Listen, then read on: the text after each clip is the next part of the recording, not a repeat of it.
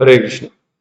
सभी भक्तों का और पार्टिसिपेंट्स का हम आज के इस 7वें सत्र में स्वागत करते हैं, जिसमें हम आज we will be discussing 4th chapter Bhagavad Gita, which is entitled Jnana Yoga. तो पिछली बार हमने तीसरे अध्याय की चर्चा की थी। किसी को याद है तीसरे अध्याय का एक्रोनिम शॉर्टकट हमने क्या बनाया था, जिससे कि हम तीसरे अध्याय को याद रखते हैं? Very good. A B C D E F G बनाया था। ए फॉर क्या था? दूसरा कोई बताएगा? Arjuna's question, what was the question? हाँ, तो कर्म या ज्ञान, उसके बारे में अर्जुन प्रश्न पूछता था। अगला B, B for anybody else? Both are right, बस बोथ आर राइट। तो कर्म भी ठीक है, संन्यास भी ठीक है ना, एक्शन भी ठीक है, रिनंसिएशन भी ठीक है, लेकिन दो अलग अलग लोगों के लिए, जैसा अपना स्तर होगा उस तरीके से। ओके, सी फॉर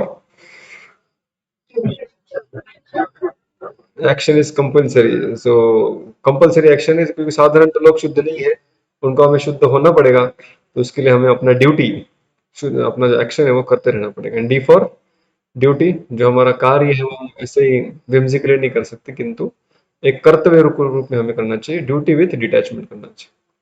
फिर ई क्या था? कौन बताएगा? पूरे सारे तीन E, there are triple E which we studied. तीन ई थे। या बहुत अच्छे। तो प्रवीण माता जी बता रही है, साक्षी ने बताया कि एक्सेप्शन, एक्सेप्शन मतलब क्या था? थोड़ा कुछ एक्सप्लेन करेंगे? ड्यूटी के बाद एक्सेप्शन कहाँ से आ गया? हाँ, जो लोग शुद्ध हो गए हैं, जिन्होंने अपने कर्तव्य, हाँ, हम्म। तो अर्जुन ऐसे कह सकते कि मैं शुद्ध हूँ, मैं एक्सेप्शन हूँ। फिर कृष्ण कहते हैं कि आप भले ही शुद्ध होंगे, लेकिन जो शुद्ध हुए लोग हैं वो भी कार्य करते हैं, किस लिए? एग्जाम्पल सेट करने के लिए। हाँ, तो एग्जाम्पल सेट करने के लिए आप भी युद्ध करो, आप भी धर्म का उदाहरण प्रस्तुत करो। उसके पश्चात भी कहते हैं आप उदाहरण प्रस्तुत भी करेंगे तो आपके अंदर और बाकी लोगों के अंदर बहुत बड़ा फर्क होगा। फर्क क्या होगा? फॉल्स ईगो नहीं रहेगा। जो अभक्त है, जो नॉन स्पिरिचुअलिस्ट, वो सोचते हैं कि सब कुछ मैं ही कर रहा हूँ, और सब स्ट्रेस लेके बैठ जाते हैं क्योंकि मैं ही कर रहा हूँ, मैं ही जिम्मेदार हूँ।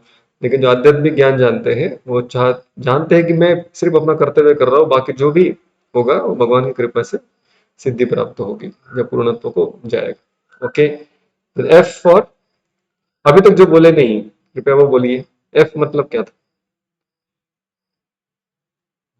एफ में दो थे। First F was,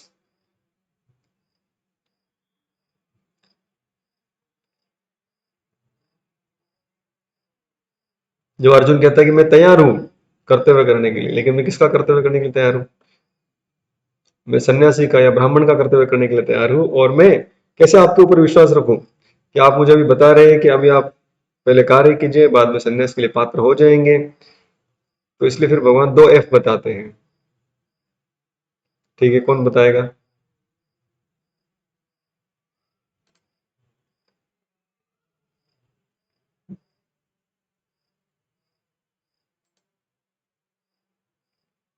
oh my God, हरे कृष्णा। मेरी आवाज आ रही है?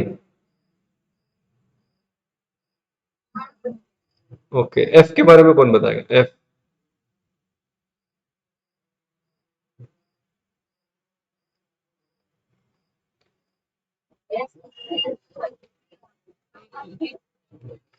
हम्म।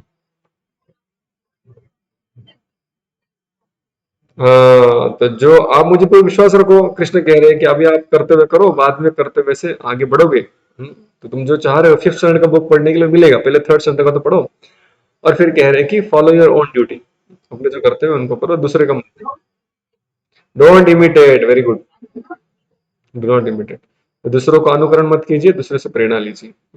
तो अपना ही कर्तव्य करते रहिए। Okay. And D, G, G for, G for goofups. Goofups मतलब क्या था अर्जुन का प्रश्न?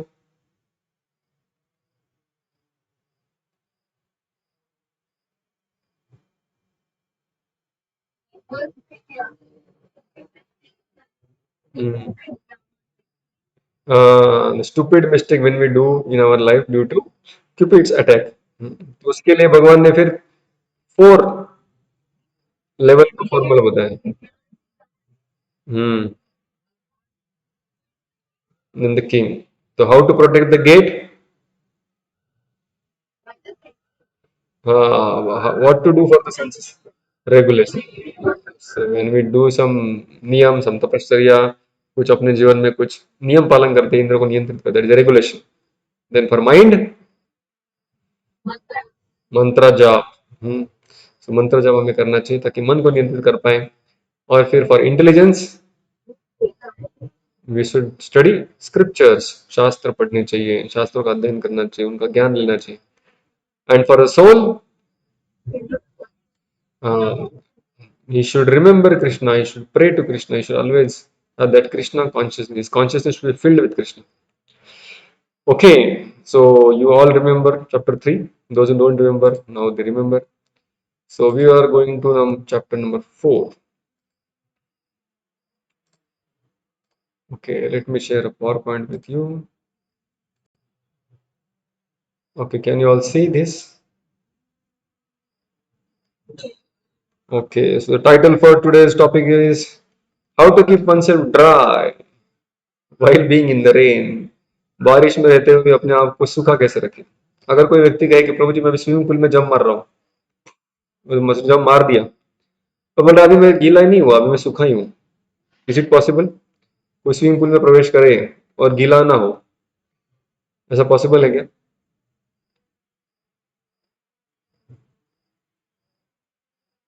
है या नहीं? No, it is not possible.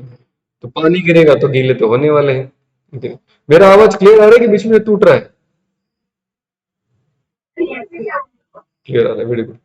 तो इस अध्याय में, क्योंकि पिछले अध्याय में भगवान ने कहा कि बाबा do your action, do your action, do your action, don't run away, don't run away, don't try to imitate, don't try to copy Brahmin और sanyasi, you are grihastha, you are family man, you should perform your duties. ऐसे भागो मत अपने कर्तव्य से, भगोड़े खेले जाओगे। तो अर्जुन कहता है अरे भाई जरा देखो तो सामने, आप क्या करने के लिए बोल रहे हो मुझे? ये सेनाओं को मारने के लिए बोल रहे हैं, ये मरेंगे, चीखेंगे, चिल्लाएंगे, उनकी पत्नी विधवा होगी, ये सब इतना करूंगा, भले ही ड्यूटी के लिए करूंगा, लेकिन ये करने से पाप तो लगेगा ना। So whenever I go out and do something, there has to be some reaction. अभी इस दुनिया में रहूंगा, कुछ ना कुछ तो कार्य करूंगा, आपने कहा कंपलसरी है। अब ये कार्य करूंगा और मेरा जो कार्य है बहुत खतरनाक है, आपके जैसा नहीं सिर्फ रथ चलाने का। मेरा कार्य क्या है? युद्ध करने का, लोगों को मार डालने का। और ऐसे लोग अगर मरेंगे मेरे हाथों से, तो मर्डर करूंगा, तो उसका तो पाप तो लगेगा ना भाई। तो कोई पानी में जाए और गीला ना हो, ऐसे हो नहीं सकता। उसी तरह इस दुनिया में कोई व्यक्ति कार्य करे और उससे गलतियां ना हो, ये लोग उसको कोसे ना, ये हो ही नहीं सकता। Anything you do, damn you do it, damn you don't do it. आप करो या कुछ ना करो, दुनिया तो गाली देने वाली है।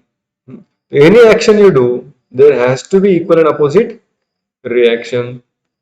इस दुनिया में जो भी कार्य करते हैं उसका रिएक्शन तो मिलता है, ये लॉ ऑफ कर्मा है और ये लॉ है, इसमें से कोई छूट नहीं सकता।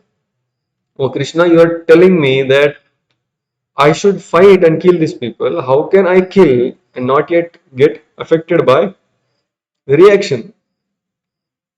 अभी अर्जुन के यहाँ पे जो कर्तव्य है बहुत ही घास्टली, बहुत ही भयानक है।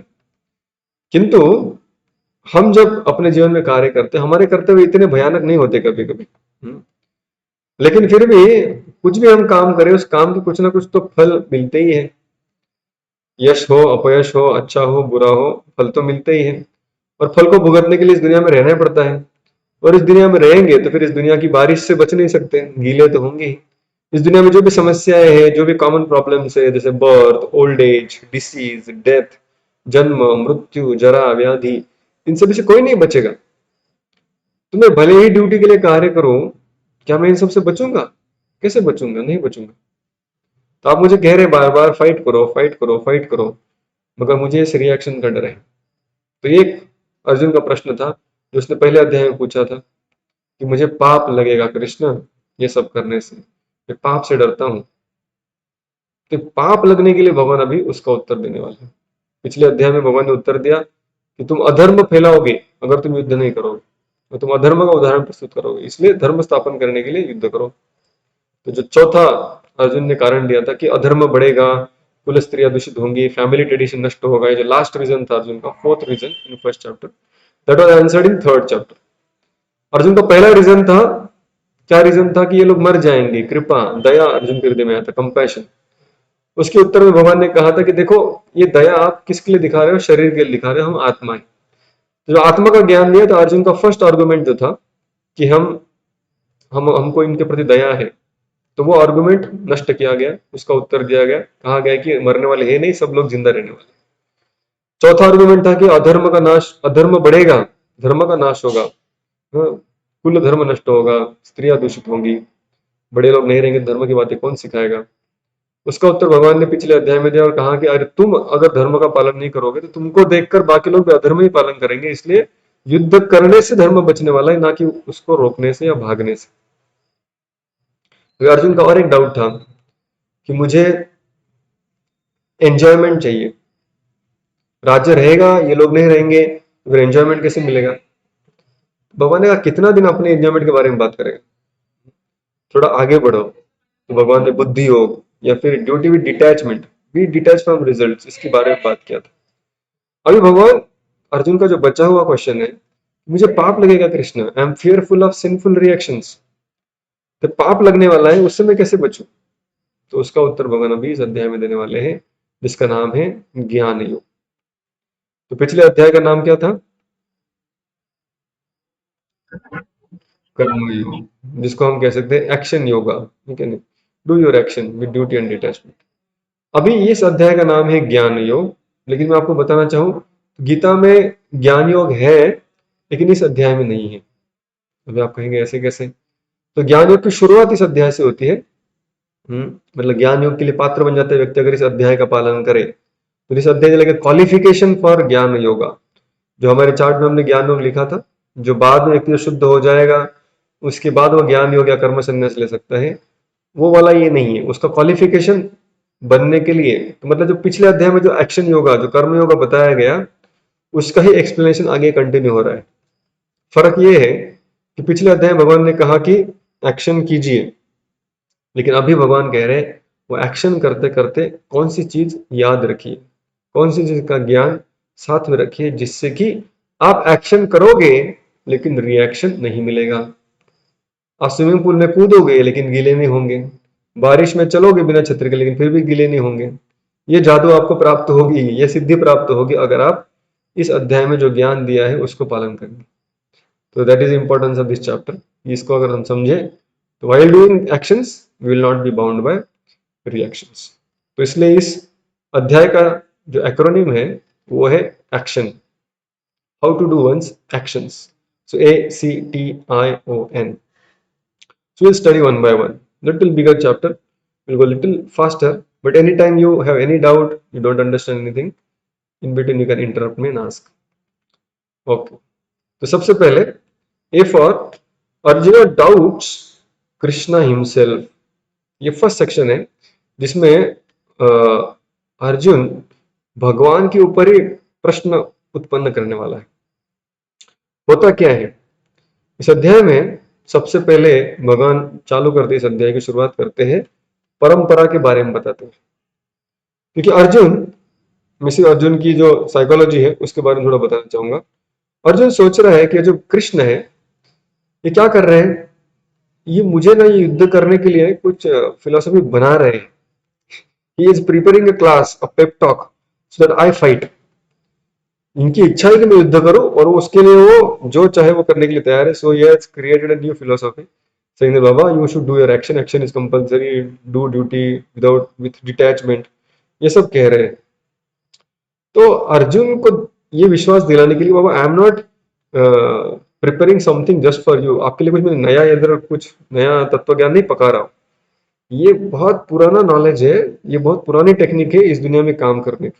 तो इसलिए भगवान इस अध्याय की शुरुआत में कहते हैं, श्री भगवान उवाच इमं विवस्वते योगम प्रोक्तवान अहम अव्ययम विवस्वान् मनवे प्राह मनु इक्ष्वाकवे ब्रवीत।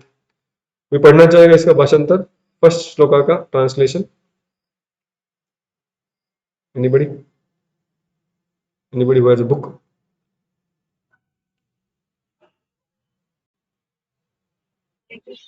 हाँ बोलिए। हाँ वाचा वाचा।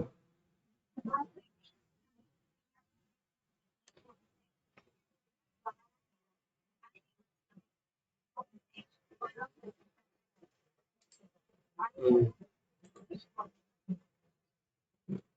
तो भगवान कह रहे हैं ये ज्ञान पहली बार नहीं दे रहा हूं मैं तुमको, अरे ये बहुत पहले मैंने सूर्यदेव को दिया था। और फिर सूर्यदेव ने ये ज्ञान किसको दिया? उसके पुत्र को दिया, फिर उसने उसके पुत्र को दिया। इस तरह ये क्षत्रियों की इस परंपरा में ये ज्ञान आगे आता रहा। लेकिन हुआ यूं, ये ज्ञान इस तरह से जा रहा था, लेकिन बीच में ये ज्ञान की जो परंपरा है वो नष्ट हो गई। एवं परंपरा प्राप्तम इमं राजर्षयो विदु सकालेन इह महता योगो नष्ट परंतप। ये जो ज्ञान की परंपरा थी बीच में किधर नष्ट हो गई, और क्योंकि परंपरा नष्ट हो गई इसलिए अभी मैं वापस इसको रिवाइव कर रहा हूं। तो ज्ञान नया नहीं है, ज्ञान पूरा नहीं है, लेकिन बीच में ये श्रृंखला थोड़ी टूट गई सीरीज, इसलिए मुझे वापस आना पड़ रहा है और फिर ये ज्ञान में बता। अभी ये बहुत इंपॉर्टेंट है हमें समझना कि कोई भी चीज हम सीखते हैं तो अपने टीचर से सीखते हैं। जैसे हमने गीता कोर्स में देखा था कि टीचर का क्वालिफिकेशन क्या है। कोई अगर आध्यात्मिक गुरु है, स्पिरिचुअल टीचर है, उसके हमने 3 क्वालिफिकेशन देखे थे। आप में से किसी को याद है? हमने गीता क्लास में देखा था, काफी साल हो गए, काफी साल नहीं हुए, 1 महीना हो गया। Anybody remember any one qualification कि स्पिरिचुअल टीचर का क्वालिफिकेशन क्या होना चाहिए?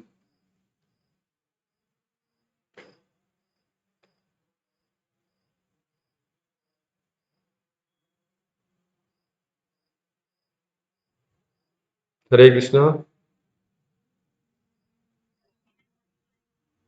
Should be bona fide. वो बोनाफाइड है कि हम कैसे उसको जानेंगे?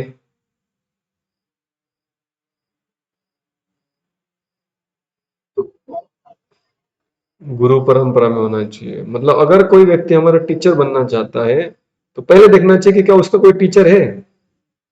अगर उसका कोई टीचर नहीं है तो वो टीचर नहीं बन सकता। So you should come in the disciplic succession, teacher student succession. So student can become a teacher, a good student can become a good teacher. तो कृष्ण से लेकर नीचे तक ये परंपरा आती है। तो ये हमने वहां पे चर्चा की थी। भगवान श्री कृष्ण से ये ज्ञान 4 लोगों को मिलता है। ब्रह्मा जी को ज्ञान भगवान देते हैं, माता लक्ष्मी को देते हैं, भगवान शिव जी को देते हैं, और चतुष कुमार जो ब्रह्मा जी के 4 पुत्र हैं उनको वो ज्ञान देते हैं। जो ब्रह्मा जी से ज्ञान आता है वो कुमार संप्रदाय में, सॉरी ब्रह्म संप्रदाय कहलाता है। एक minute, I will just move the slide. Okay. तो जो ब्रह्मा जी है उनसे जो ज्ञान आता है उससे ब्रह्म संप्रदाय आरंभ होता है, और मध्वाचार्य उसके प्रमुख शिक्षक रहे, उनके वो स्कूल के एकेडमी के। जो ज्ञान लक्ष्मी से आया उसको श्री संप्रदाय कहते हैं, और रामानुजाचार्य उस संप्रदाय के महत्वपूर्ण आचार्य रहे। जो शिव जी से ज्ञान आया उसको रुद्र संप्रदाय कहते हैं, और विष्णु स्वामी नाम के बहुत बड़े शिक्षक उस एकेडमी में है। चौथा है चतुष कुमारों से जो है उसको कहते हैं कुमार संप्रदाय, और श्रीमान निम्बार का आचार्य ये उनके बड़े आचार्य प्रसिद्ध है। तो इस तरह से भगवान जब भी ज्ञान देते हैं तो ये इस 4 संप्रदाय में जाता है। खास करके जो वैष्णवता का ज्ञान है वो इन 4 संप्रदाय में आता है, भक्ति का। और फिर इन 4 संप्रदाय में जैसे जैसे लोग आगे आते हैं उनको प्रमाणित ज्ञान प्राप्त होता है। जैसे कि अगर हम इस्कॉन के बारे में कहें, शिल प्रभुपाद के बारे में, तो ये छोटा एक संक्षिप्त चार्ट है। तो कृष्ण ने पहले ज्ञान ब्रह्मा जी को दिया, ब्रह्मा जी ने फिर नारद मुनि को दिया, फिर व्यास देव को दिया, फिर मध्वाचार्य, फिर पद्मनाभ स्वामी, फिर नरहरि, फिर माधवा, फिर अक्षोभ, जयतीर्थ, सारे संतों के नाम है जिन्होंने ज्ञान अपने गुरु शिष्य परंपरा में स्वीकार किया। फिर व्यास तीर्थ, फिर लक्ष्मीपति, माधवेंद्रपुरी, ईश्वरपुरी, श्री चैतन्य महाप्रभु, फिर रूप गोस्वामी, रघुनाथ दास गोस्वामी, 6 गोस्वामी, फिर कृष्णदास कविराज गोस्वामी, नरोत्तम दास ठाकुर, विश्वनाथ चक्रवर्ती ठाकुर, बलदेव विद्याभूषण जगन्नाथ दास बाबा जी महाराज, भक्तिविनोद ठाकुर, गौर किशोरदास महाराज, भक्ति सिद्धांत ठाकुर, और आखिरी में ऐसी भक्तिदांत स्वामी श्रील प्रभुपाद। ये क्या है? ये है ब्रह्म मध्व गौड़ीय संप्रदाय। ब्रह्मा जी से, फिर मध्वाचार्य, और फिर गौरांग महाप्रभु या चैतन्य महाप्रभु से जो संप्रदाय है। तो अगर आप गीता के शुरुआती कुछ पेजेस को देखेंगे तो वहां पर आपको ये पूरा लिस्ट मिलेगा। तो प्रभुपाद जी अपने आप की जब इंट्रोडक्शन देते हैं गीता में तो कहते हैं कि देखो हम इस संप्रदाय में आए। तो any knowledge if it is authorise and authentic, कोई भी अगर बोनाफाइड या अधिकृत गुरु है तो वो इस तरह से परंपरा में आना आवश्यक है। तो उसके बारे में भगवान पहले 3 श्लोकों में कहते हैं। ये जो ज्ञान है अर्जुन, मैं तुम्हें ऐसे अचानक नहीं बता रहा हूँ, ये ज्ञान परंपरा में आता है। अब जैसे भगवान ने कहा कि सूर्यदेव को मैंने ज्ञान दिया, अभी आप कहेंगे प्रभु जी आपने जो 4 बताए उसमें सूर्यदेव कहीं भी नहीं थे। तो ये जो सूर्यदेव की परंपरा है, ये है क्षत्रियों की परंपरा या राजर्षियों की परंपरा। तो राजर्षियों को ज्ञान दिया जाता है, तो उनके जो महान राजा है या कुल है उसमें ज्ञान परिषद, उसमें सूर्य या इक्ष्वाकु वंश जो है, इक्ष्वाकु वंश में जो सूर्य सबसे बड़े हैं उनको ज्ञान दिया गया, फिर उन्होंने विवस्वान को ज्ञान दिया, फिर विवस्वान इक्ष्वाकु दिया। इस तरह से राजाओं को यह ज्ञान मिला था। लेकिन अभी कुछ समय पहले कृष्ण कह रहे हैं कि यह ज्ञान समाप्त हो चुका, ये परंपरा आगे बढ़ी नहीं, इसलिए अर्जुन मैं तुम्हें वापस वो ज्ञान का याद दिला रहा हूं। Again I am establishing the subject once again. तो ये परंपरा का इंपॉर्टेंस है। कृष्ण भी कह रहे हैं कि मैं परंपरा में ही ज्ञान प्रदान करता हूं। अब जैसे कृष्ण कहते हैं कि मैंने सूर्यदेव को ज्ञान दिया, तो अर्जुन को बहुत बड़ा प्रश्न आता है।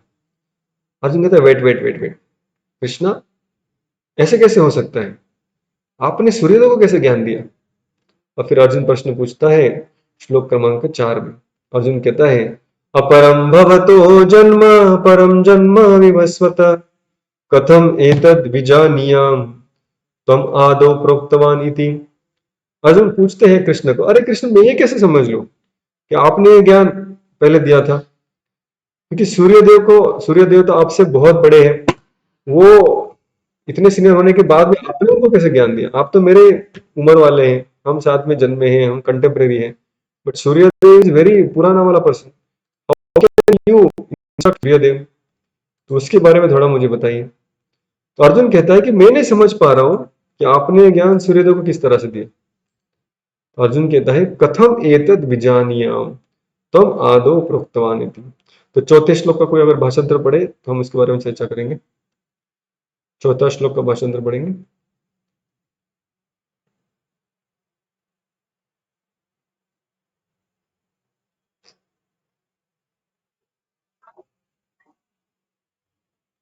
यस,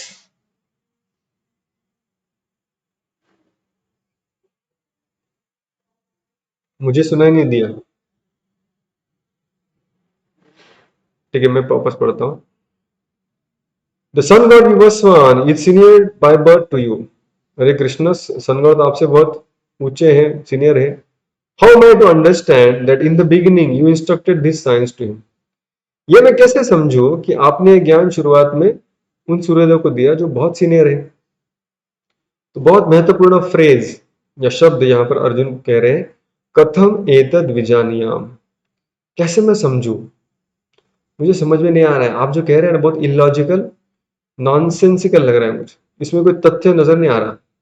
हम्म, तो अभी अर्जुना इज क्वेश्चनिंग कृष्ण। तो अभी कृष्ण का अर्जुन से क्या संबंध है गीता में? Who is Krishna for arjuna?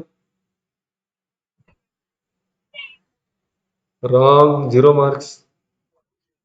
Sarathi, zero, 0 marks. Teacher, teacher, now Krishna is a teacher and Arjuna is questioning teacher only. Arjun बोल रहे अरे आप मेरे शिक्षक हैं, मुझे आपके ऊपर ही डाउट है। अभी सोचिए अगर किसी को शिक्षक पे ही अगर डाउट है तो क्या हम आगे ज्ञान ले सकते हैं? नहीं ले सकते।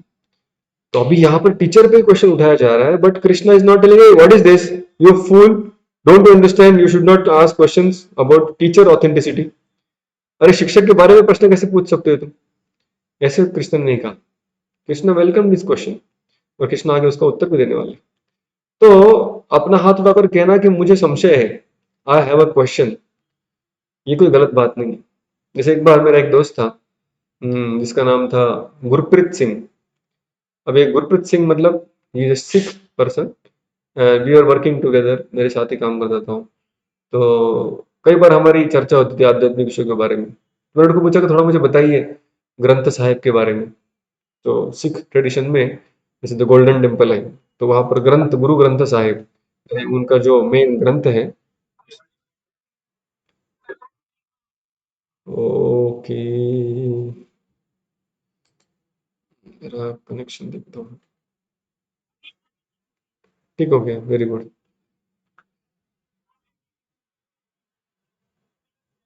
हाँ, तो मेरा फ्रेंड मिस हो गया था। ओके, तो मेरा फ्रेंड का नाम था गुरप्रीत सिंह, जो एक सिख था। और सिख होने के नाते वो गुरुद्वारा जाता था, जैसे गोल्डन टेम्पल, वो एक गुरुद्वारा है। तो मैं उनके साथ कई बार आध्यात्मिक चर्चा होती थी। तो मैंने एक बार उनको पूछा कि आपके तो बहुत सारे प्रश्न हैं इस फिलोसफी के बारे में, भगवान के बारे में, आप मुझे पूछ रहे हैं, लेकिन आपने कभी आपके सीनियर्स को या आपके टीचर्स को या आपके जो टीचर्स है, जो सेंट्स है, उनको कभी आपने प्रश्न नहीं पूछा?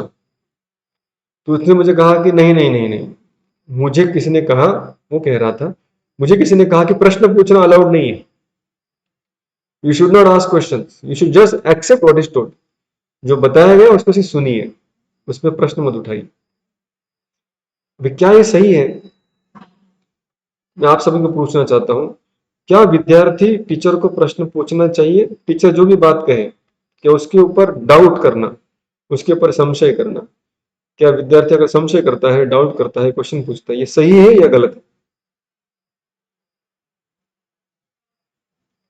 सही है। और किसी का कोई मत है, कुछ चाहता है, गलत है?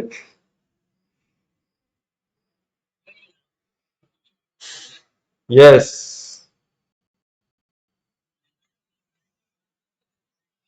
हम्म।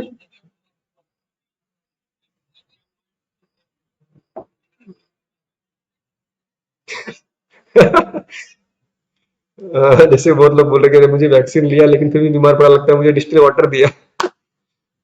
तो ये बराबर है, ये भी एक सिद्धांत है। This is also one principle. If you don't have faith, सामने वाले के ऊपर भरोसा ही नहीं है, तो फिर आपको उसका रिजल्ट नहीं मिलेगा, बराबर है? तो प्रश्न पूछना चाहिए कि नहीं पूछना चाहिए? तो आपके उत्तर में आया कि प्रश्न नहीं पूछना चाहिए, you should not have doubts.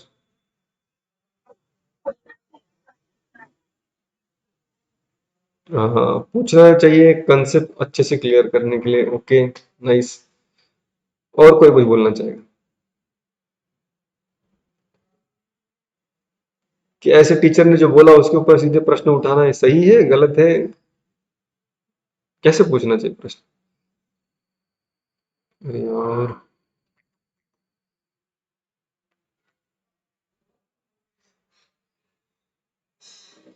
हरे कृष्ण, हरे कृष्ण। अभी आ रहा है। मैं एक 5 मिनट के डिस्कनेक्ट करके वापस कनेक्ट करूं?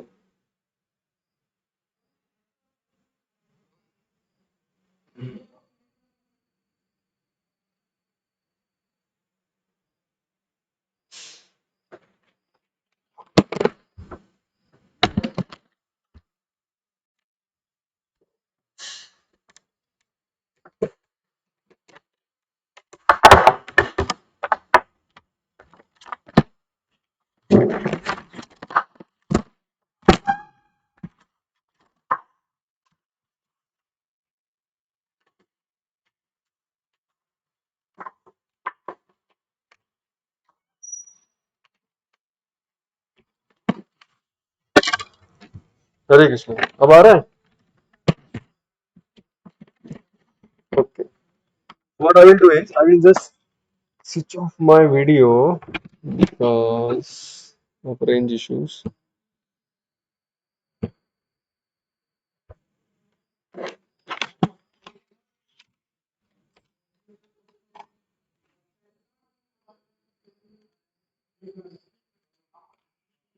Okay,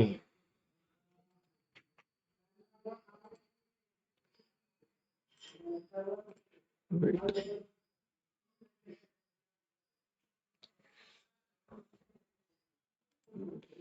Okay, so I'm switching off my video for today because I am still in GEV and we don't have a nice range. If the range comes, I will start my video. So here I was asking, should we pose questions to the teacher or not? So can somebody read this on the right side?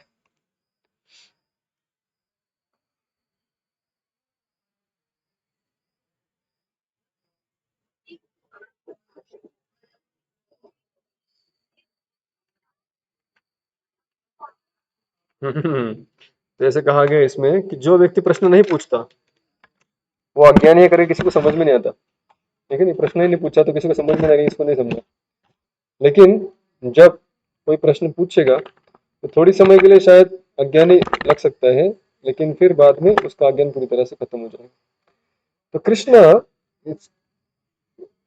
Accepting Arjun questioning mentality. तो कृष्ण यहाँ पर कह रहे हैं अर्जुन को कि ठीक है भाई तुम्हारा प्रश्न है, but the way Arjun has asked the question, Arjun is telling Krishna what you are telling is false. आप जो बोल रहे हो वो झूठ है, मैं नहीं मानता। ऐसे नहीं कहा अर्जुन ने। अर्जुन ने क्या कहा, कृष्ण आप जो बोल रहे हो मुझे समझ में नहीं आ रहा। So accepted that he may not be capable of understanding it. गलती शायद मुझ में भी हो सकती है, ये अर्जुन कह रहा है। आप जो बोल रहे हो वो मेरी समझ में नहीं आ रहा है, ऐसे अर्जुन ने कहा। न एतद विजानीया, I am not able to understand तम आदौ प्रोक्तवान इति। तुमने ये पहले ज्ञान सूर्य देव को दिया, शायद ये सच भी होगा झूठ भी होगा मुझे मालूम नहीं, लेकिन मैं इसको मेरे लॉजिक के अनुसार समझ नहीं पा रहा।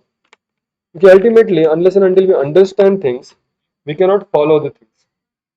वैसे यहाँ पर अर्जुन कह रहे हैं मुझे समझ में नहीं आ रहा है कि कैसे आपने सनगॉड को ये बताया, तो कृपया I need some more clarification.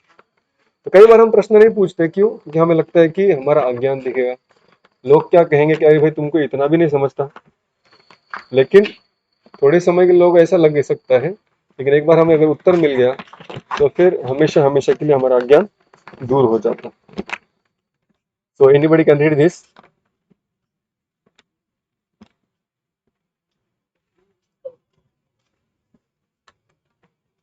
हाँ, तो हमें ये देखना चाहिए कि जज a man by his question. व्यक्ति को उसके उत्तरों से नहीं उसके प्रश्नों से जांचे। कई बार हम देखते हैं छोटे बच्चे होते हैं ना, बहुत प्रश्न पूछते हैं। हमने गीता क्लास में जिसके बारे में चर्चा की थी। तो छोटे बच्चे होते जब प्रश्न पूछते तो हम उनको चुप करा देते, जैसे कोई पूछता है क्या, ये सब नहीं पूछना चाहिए। लेकिन आध्यात्मिक क्षेत्र में क्वेश्चंस आर एनकरेज, जिज्ञासा ये शुरुआत है। तो डाउट्स आर लाइक डीमंस। जो संशय होता है एक राक्षस की तरह है, जो हमारे हृदय में जो श्रद्धा है, जो फेथ है, उसको डिस्ट्रॉय कर सकता है। अगर हम हमारा सनातन धर्म का इतिहास देखेंगे तो जब जब लोगों को प्रश्न पूछने के लिए मना कर दी गई तब तक धर्म नष्ट हो गया, है कि नहीं? इसलिए हमें चाहिए कि जब कोई व्यक्ति प्रश्न पूछते, कई बार हम देखेंगे कि अभी जैसे आप लोग गीता पढ़ रहे हो, गीता को पालन करने का प्रयास कर रहे हो, बट समटाइम्स हमारे जो आजू बाजू के लोग होते हैं ना, वो हमारे ऊपर क्वेश्चन उठाते हैं। क्या करे तुम ये लोग, इससे कोई फर्क पड़ने वाला है क्या? अभी ये कुछ करने का समय है क्या? अभी तो ये करना चाहिए वो करना चाहिए, ये सच है क्या, ये सब झूठ है। हुँ? आप ऐसे कोई है जिसको ऐसे कोई प्रश्न पूछा है किसी ने, क्या कर रहे हो आप लोग, नहीं करना चाहिए? कई बार रोज रोज। तो every day we get such questions. अब अगर कोई ऐसे प्रश्न पूछ रहा है, क्या वो सही कर रहा है गलत कर रहा है?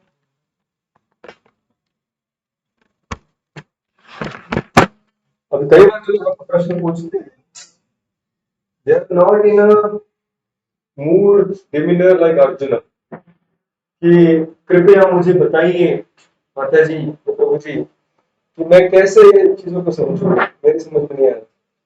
तो sometimes they don't pose their questions like Arjuna is posing here. We should understand that many times when people come and criticize us, जब लोग आते हैं इस तरह हमारी प्रताड़ना करते हैं या हमें अलग अलग तरीके से थोड़ा सताते भी हैं, तो हमें समझना चाहिए actually they want to understand, वो समझना चाहते हैं। लेकिन उनको अभी ऐसा फैशन नहीं है ना किसी के चरण में आके गिरो और कहो कि कृपया मुझे ज्ञान दीजिए, मुझे समझाइए। सो दे समटाइम टॉन्ट टॉन्ट करते हैं, थोड़ी भर्त्सना करते हैं, लेकिन उसके अंदर जो क्यूरियोसिटी छुपी है उसको देखना चाहिए। भगवान ने देखा कि अर्जुन ने प्रश्न पूछा है, उसके पीछे क्यूरियोसिटी। तो जज a man by his question. अगर वो आपके स्पिरिचुअल लाइफ पे कोई प्रश्न पूछ रहा है, उसके प्रश्नों का उत्तर देने का प्रयास कीजिए। आपके पास उत्तर नहीं है तो जिसके पास उत्तर है उनके साथ उसका संपर्क करें। So that was Krishna's. Anybody can read this statement by Einstein. Very nice statement. कोई पढ़ेगा?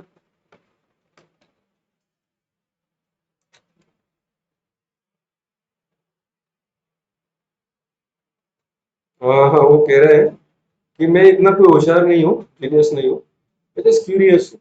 बहुत सारे मेरे मन में प्रश्न है और वो प्रश्नों को मैं से पूछते रहता हूँ और कभी कभी जब उसके बहुत सिंपल सिंपल आंसर आ जाते हैं तो समझ लेता हूँ कि भगवान ने उत्तर दिया। सो आइंस्टाइन दो he was scientist, he was God believing बस। तो क्वेश्चन पूछना अच्छा है, क्वेश्चन नहीं पूछेंगे तो आगे एजुकेशन अपना बढ़ेगा ही नहीं।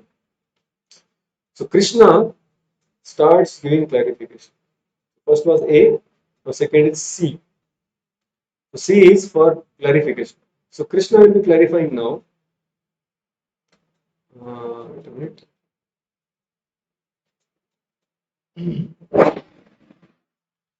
Okay.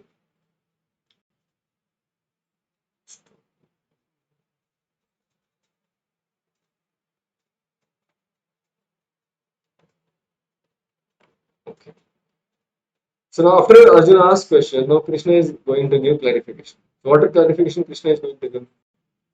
He is asking, what is this? I'm not able to understand. कि आपने सन गॉड को बताया। तो कृष्ण कहेंगे पहला, first is, so three C's, Krishna will give clarification. First C is, oh Arjuna, you are confusing me, my personality as one of you.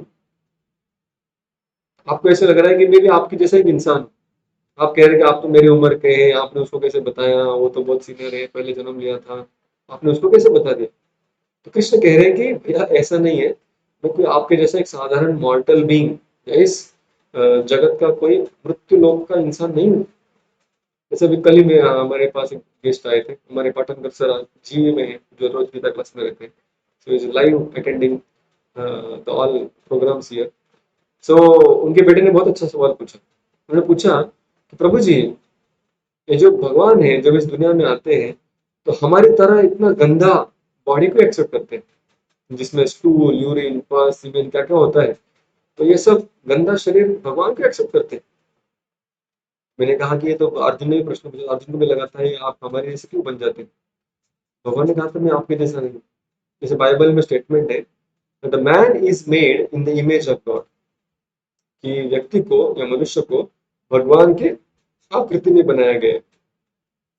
जब भगवान खुद जब अपने खुद के रूप में जब आते हैं तो उनके रूप के अनुसार मनुष्य का रूप बनाया गया है। तो जब मनुष्य देखता है कि ये भगवान यहाँ पर मेरे सामने प्रस्तुत है, उनके भी हाथ पैर है, नाक है, भी माता पिता है, तो मनुष्य को लगता है कि ये भी मेरी जैसे एक व्यक्ति है। तो अर्जुन भी उन सभी व्यक्तियों का यहाँ पे रिप्रेजेंटेशन कर रहा है और कह रहा है कि हे भगवान, आप हमें जैसे लग रहे हैं, तो आपने सनगॉड को बताया कैसे समझे? तो कृष्ण कह रहे हैं फर्स्ट चीज, पहली बात समझो कि मैं आपकी तरह कोई साधारण व्यक्ति नहीं हूँ, मैं एक दिव्य व्यक्ति हूँ। लोग कंफ्यूज करते हैं कि मैं एक सामान्य मनुष्य। फिर कृष्ण कहते हैं, तो कृष्ण उसमें कहते हैं कि बहुनि में व्यतीतानि जन्मानि तव च अर्जुन, तानि हम वेद सर्वाणि न त्वं वेत्थ परन्तु। तो कृष्ण कहते हैं कि अर्जुन, तुमने और मैंने बहुत सारे जन्म गुजारे, तुम्हें कुछ भी याद नहीं, मुझे सारे याद है। तो वो तुम्हें याद नहीं, मुझे याद है, क्यों? क्योंकि तुम नॉर्मल इंसान हो, मैं भगवान हूँ। ये अंतर है हमारे में। फिर भगवान कहते हैं, अजोपि सन अव्ययात्मा भूतानां ईश्वरोऽपि सन प्रकृतिं सावष्टभ्य संभवामि आत्ममाया। तो कहते हैं कि मैं यहाँ पर आता हूँ, आपकी तरह नहीं आता हूँ। साधारण मनुष्य जन्म लेता है तो अपने कर्मों के अनुसार जन्म लेता है, अपने कर्मों को भुगतने के लिए जन्म लेता है, लेकिन भगवान से जन्म लेते हैं अपनी इच्छा से आते हैं। उनको इस दुनिया का अर्थ, वाटर, फायर, एयर, इथर, भूमि, आप, अग्नि, वायु, जल, इसका शरीर धारण करने की आवश्यकता नहीं है। उनका जो शरीर है दिव्य शरीर है, दिखने में उसका आकृति आकार बाहर से अपने जैसा क्यों ना हो, लेकिन वो उसका जो स्वरूप है, it is made of all spiritual thing, it's fully spiritual. तो अर्जुन ने कहा, अगर आप दिव्य है, आप रहते कहाँ हैं? ये मेरे धाम में रहता हूँ, आई एम सेटिस्फाइड। जैसे हमको जबरदस्ती जन्म लेना पड़ता है हमारे कर्मों को भुगतने के लिए, इस तरह से मेरा नहीं है। कृष्ण कहते हैं मैं अपनी इच्छा से आता हूँ। ऐसे कैसे इच्छा से आते हो? आ गए मतलब कुछ ना कुछ गड़बड़ की होगी आपने। जैसे हम भी कर्म करके आए हैं, जैसे आपने भी कुछ तो गड़बड़ किया होगा इसलिए आते हैं, नहीं तो फिर क्यों आते हैं आप? तो कृष्ण कहते क्यों आता हूं मैं? कृष्ण कहते हैं मेरे आने के कारण अलग है, आप लोगों के आने के कारण अलग है, मेरे आने के कारण अलग है। कृष्ण कहते हैं कि मेरे आने के कारण क्या है, what are the cause of Krishna appearance. तो श्लोक नंबर 7 और 8 इसमें बताया गया है। तो ये सबसे फेमस श्लोक है भारत में, जो जो गीता सुने हैं, महाभारत सुने, उनके श्लोक आते हैं। यदा यदा हि धर्मस्य ग्लानिर्भवति भारत अभ्युत्थानम धर्मस्य तदात्मानं सृजाम्यहम् परित्राणाय साधूनां विनाशाय च दुष्कृतां धर्म संस्थापनार्थाय संभवामि युगे युगे। वैसे भगवान अपने अवतरण के कारण बताते, यदा यदा ही धर्मस्य ग्लानि भवति, जब जब धर्म की ग्लानि होती है तो धर्म को स्थापन करने के लिए मैं आता हूँ। परित्राणाय साधुनां, जो मेरे भक्त है उनको जो तकलीफ होती है उनको बचाने के लिए मैं आता हूँ। जब राक्षस है उनको मारने के लिए मैं आता हूँ, और पुनः धर्म की स्थापना करने के लिए। भगवान इस तरह से मैं क्यों आता हूँ, मेरे आने के कारण क्या है, मुझे तो वैसे दुनिया से कोई लेना देना है नहीं, लेकिन आप लोगों को बचाने के लिए, आप लोगों को धर्म देने के लिए वो बार बार यहाँ पे अवतरण लेते हैं। संभवामी युगे युगे। तो गीता में भगवान अपने बारे में बोलना नहीं चाह रहे थे, भगवान सिर्फ इतना चाहते थे अर्जुन से कि भाई तुम युद्ध कर लो यार, वो धर्म की स्थापना कर दो, तुम्हारा भी लाभ है, बाकी लोगों का भी लाभ। तो कृष्ण को भी अपने बारे में बताने की स्फूर्ति नहीं है या उत्साह नहीं है, किंतु अर्जुन ने प्रश्न ही सब पूछ लिया कि कृष्ण जो बताना चाह रहे थे आगे, उसके ऊपर एक प्रश्न चिन्ह आ गया। अरे आप कैसे बता रहे हैं, आप तो हमारे जैसे दिखते हैं। कृष्ण को फिर बताना पड़ा कि भाई आई am not one of you, आपके जैसा एक और एक मनुष्य नहीं हूँ, मेरा अपना एक अलग से दिव्य अस्तित्व है, और इसलिए मैं जब कहता हूँ कुछ चीजें उसको सत्य माननी चाहिए। So teacher has to establish his authenticity. तो टीचर को अपनी अधिकृतता को स्पष्ट करना होगा, सिद्ध करना होगा। जैसे यहाँ पर कृष्ण ने मुझे आप क्यों अधिकृत माने, why you should accept my words, क्यों मेरे शब्दों को विश्वास रखें।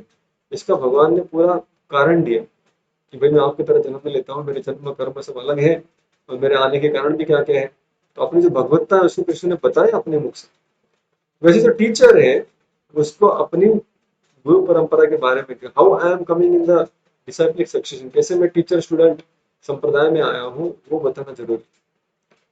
So, जो शिष्य है उसको ज्ञान स्वीकार करने में ब्लाइंड फेथ भी नहीं रखना, जैसे अंधश्रद्धा। अंधश्रद्धा मतलब कि जहां पे हम कुछ अपना लॉजिक, अपना बुद्धि, तर्क का इस्तेमाल नहीं करते, जो बोलेंगे सो निहाल, मतलब आप जो बोलेंगे वो मैं स्वीकार करने को तैयार हूँ।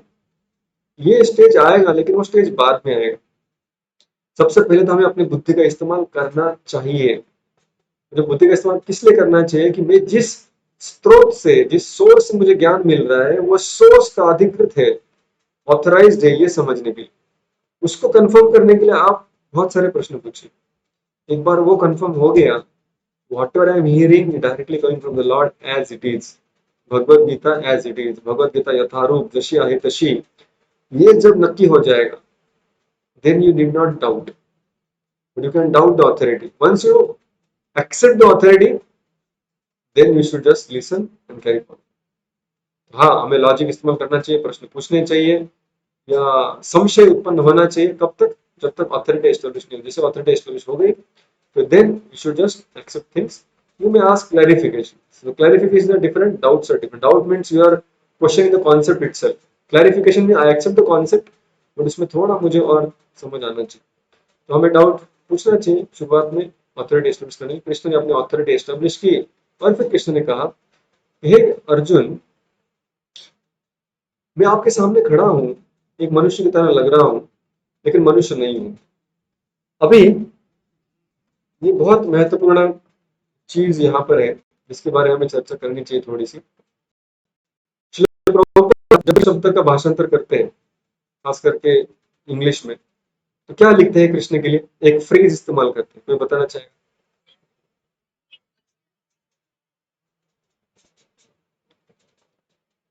हाँ जी। तो कृष्ण कहते हैं, कृष्ण को भगवान प्रभुपाद जी कहते हैं, Krishna is the supreme personality of God. अभी गॉड हमने शब्द बहुत बार सुना है, लेकिन जब प्रभुपाद की पुस्तक पढ़ेंगे तो उसमें ये टर्म आता है, God head, supreme personality of God head. तो कई बार लोगों को लगता है कि जो भगवान है वो कोई निराकार शक्ति है, उनका कोई अस्तित्व ही है नहीं। अस्तित्व है भी तो उनका कोई व्यक्ति स्वरूप नहीं है, उनका कोई आकार नहीं है, वो कोई व्यक्ति नहीं है, उनके इमोशंस नहीं है, उनके कोई कार्य नहीं है, उनके कोई रिलेशंस नहीं है।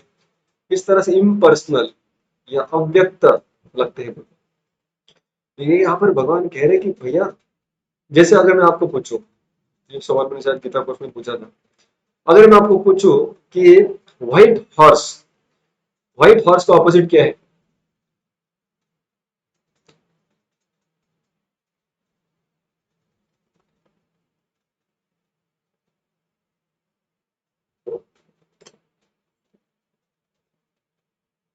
कोई बताना चाहेगा? What is opposite of white horse?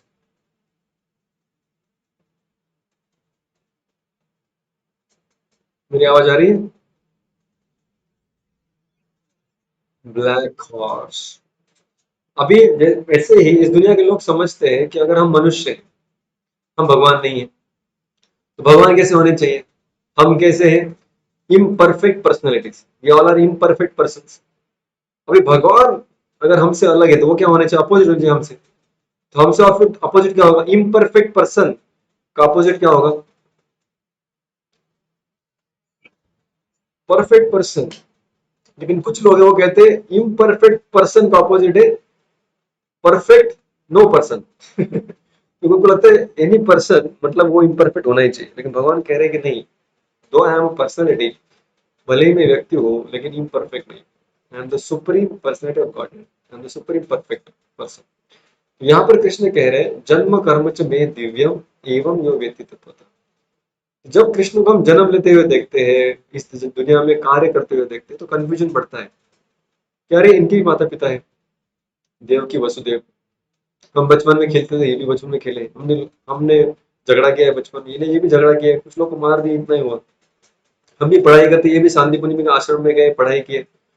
हमने भी किसी को काउंसलिंग किया, कभी कुछ उपदेश दिए, कुछ उपदेश दिए थे। थोड़े ज्यादा अच्छे हैं, थोड़े महान हैं, तो महापुरुष हो सकता है, लेकिन भगवान नहीं है।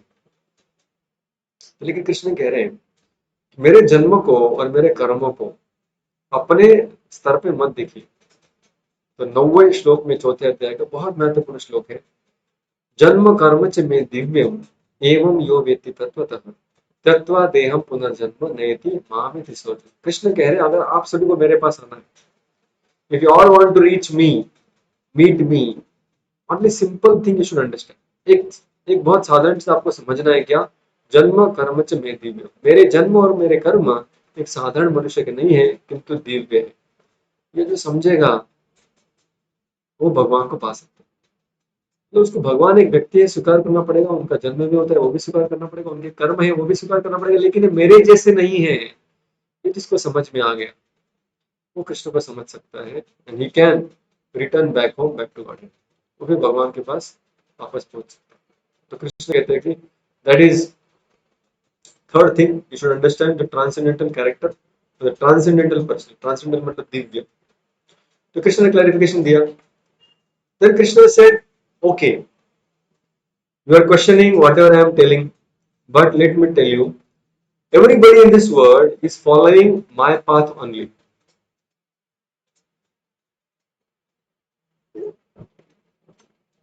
तो कई बार जैसे अर्जुन, मैंने कहा कि अर्जुन को डाउट है, भगवान के मेरे लिए अलग से फिलोसफी नहीं बना रहे। भगवान कह रहे तुमको मेरी बात सुननी है, इसमें कोई डाउट नहीं। क्यों? क्योंकि इस दुनिया में हर व्यक्ति मेरी ही बात सुनता है। इस दुनिया में लोग अलग अलग चीजें करते हुए दिखेंगे, लेकिन अल्टीमेटली क्योंकि मैंने बताया इसलिए कर रहे हैं। जैसे हम आज चर्चा कर रहे थे, जो वेस्टर्न रिलीजन है जैसे क्रिश्चियनिटी है या इस्लाम है, उसमें ऐसा लगता है कि एक ही मार्ग है, और कितना आसान है, कितना क्लियर है, एक ही भगवान है, एक ही मार्ग है। लेकिन हिंदुओं में कितने अलग अलग मार्ग हैं। कोई कहता है कर्म करो, कोई कहता है ज्ञान करो, कोई कहता है कर्मकांड करो, कोई कहता है देवता की पूजा करो, कोई कहता है जिसे अपने कर्तव्य का पालन करो। ऐसे कितने अलग अलग प्रकार के मार्ग है। तो अगर बाकी धर्म में एक ही मार्ग है, कितना क्लियर है, तो हिंदुओं में इतने सारे मार्ग क्यों है? मैं बताना चाहेगा। हिंदू में इतने सारे देवता, एक देवता का नाम क्लियर नहीं दिया है, इतने सारे देवता बताए गए। तो मैं उदाहरण देना चाहूंगा, अपने पास समय कम है, इंटरेक्शन कम लेंगे, थोड़ा आगे बढ़ेंगे टॉपिक को। जैसे हम ट्रैवल करना चाहते हैं तो अभी आजकल ये मैप यूज करते हैं, जिसको कहते हैं गूगल मैप्स। अभी मान लीजिए आप पालघर में हैं, आपको जाना है जयपुर। तो आप जय पालघर में बैठे हो, अगर एंट्री करोगे माई करंट लोकेशन पालघर, मुझे डेस्टिनेशन जयपुर, तो गूगल मैप तुरंत आपको रास्ता दिखाएगा। लेकिन एक रास्ता नहीं दिखाएगा, कितने रास्ते दिखाएगा, अलग अलग ऑप्शन देगा। क्या ऑप्शन देगा, कहेगा कि अगर आप पैदल जा रहे हो तो ये रास्ता है, इतना किलोमीटर है, इतना समय लगेगा। फिर वो कहेगा अगर आप कार से जा रहे हो तो ये रास्ता है, इतना समय लगेगा। आप ट्रेन से जा रहे हो तो ये स्टेशन है, इतना समय लगेगा। आप फ्लाइट से जा रहे हो तो इतना समय लगेगा, ये रास्ता है। लेकिन आप पालघर में नहीं हो, आप समझो उदयपुर में हो। अगर आप उदयपुर से गूगल में आपको वापस पूछोगे, यार सॉरी मैं पालघर में नहीं हूँ, मैं उदयपुर में आ गया हूँ, इधर से मुझे रास्ता बता सकते हैं आप? तो हाँ क्यों नहीं, यहाँ से भी आपको रास्ता बताएंगे, यहाँ से भी अलग अलग प्रकार से आप जा सकते हैं। फिर आप कहेंगे कई बार नहीं नहीं मैं अभी मुंबई आ चुका, मुंबई से भी जयपुर जाना है, तो क्या मुंबई से रास्ता बता पाएंगे आप? बोले हाँ क्यों नहीं बताएंगे, मुंबई से भी रास्ता बताएंगे। बोले नहीं मैं नासिक में, नासिक से, यूपी में, यूपी से बताएंगे, कलकत्ता में, कलकत्ता से बताएंगे, अमेरिका में, अमेरिका से बताऊंगा कि जयपुर कैसे पहुंचना है। वैसे जो सनातन धर्म है वो कहता है कि आप जिंदगी के कौन से भी मोड़ पर हो, आप जिंदगी के इस ट्रैवल में, सफर में, कितने भी नीचे हो, कितने भी ऊपर हो, कितने भी सुशिक्षित हो, कितने सुसंस्कृत हो या नहीं हो, जहां पर भी आप हो, अगर आप चाहते हैं कि कृष्ण मुझे मिले, कृष्ण कहते मेरे पास आओ, मैं आपको बताता हूँ रास्ता क्या।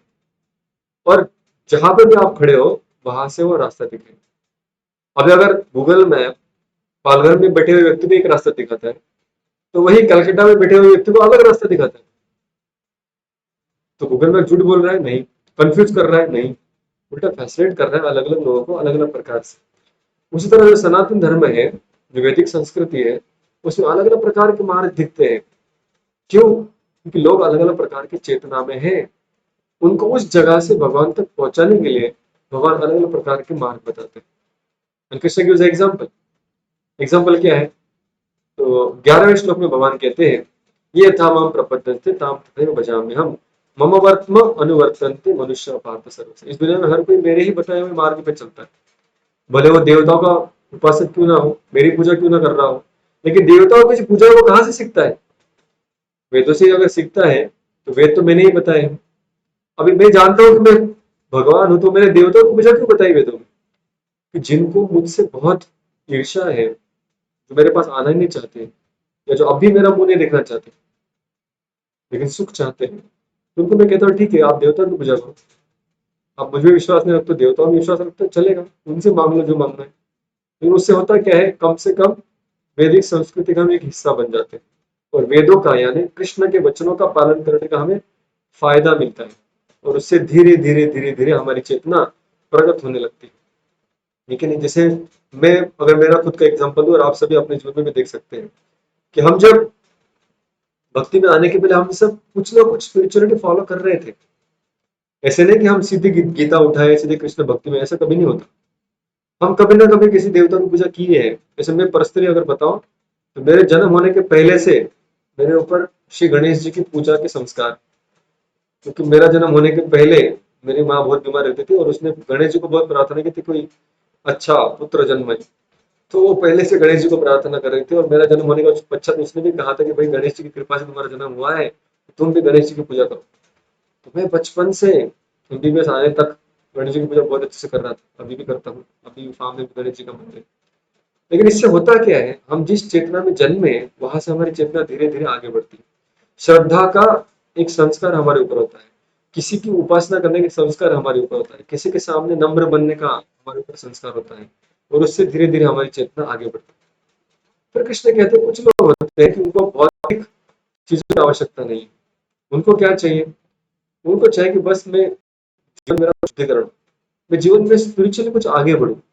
इससे कहते हैं ऐसे जो लोग हैं उनके लिए भी मैंने व्यवस्था बना के रखी, थोड़े और प्रगति। उनके लिए मैंने क्या बनाए हैं? वर्णाश्रम बने। तो 13वां श्लोक चौथे अध्याय का बहुत बहुत इंपॉर्टेंट श्लोक है। बहुत सारे कंफ्यूजन इसमें दूर होते हैं। पिछले बार हमने वर्णाश्रम की चर्चा की थी, वो श्लोक हम आज पढ़ेंगे। 13वां श्लोक है, श्लोक का स्टार्टिंग क्या है, उसमें भगवान कहते हैं ये जो सारे जो चार वर्ण है, चातुर्वर्ण मया सृष्टम गुण कर्म विभागश तस्य कर्तारम अभिमा विद्धि अकर्तारम अव्ययम। वो कहते हैं कि इसका भाषा तो कोई पढ़ना चाहेगा? 4.13 13वें श्लोक का भाषण।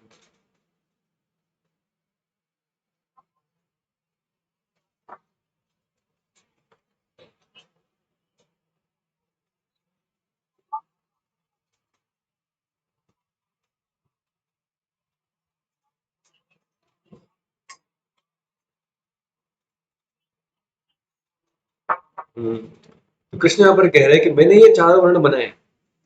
तो एक दलित समाज के लीडर थे, 1 साल पहले उनका यूट्यूब पे वीडियो आया था।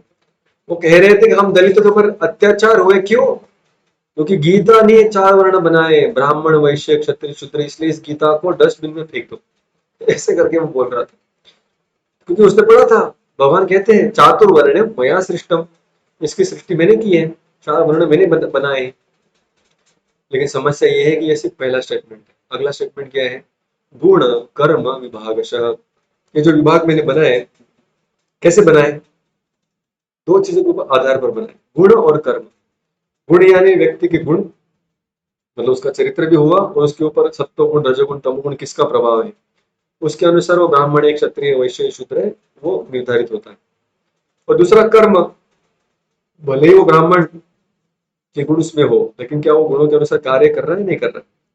तो उसके गुण और उसके कर्म, उसके वैल्यूज और उसके एक्शंस, इसके ऊपर वो ब्राह्मण है क्षत्रिय है वैश्य शूद्र बताया जाता है। लेकिन हुआ क्या, सनातन धर्म के इतिहास में हम देखते हैं कि लोगों ने सारा जाति व्यवस्था है वो जन्म के ऊपर निर्भर बना दिया।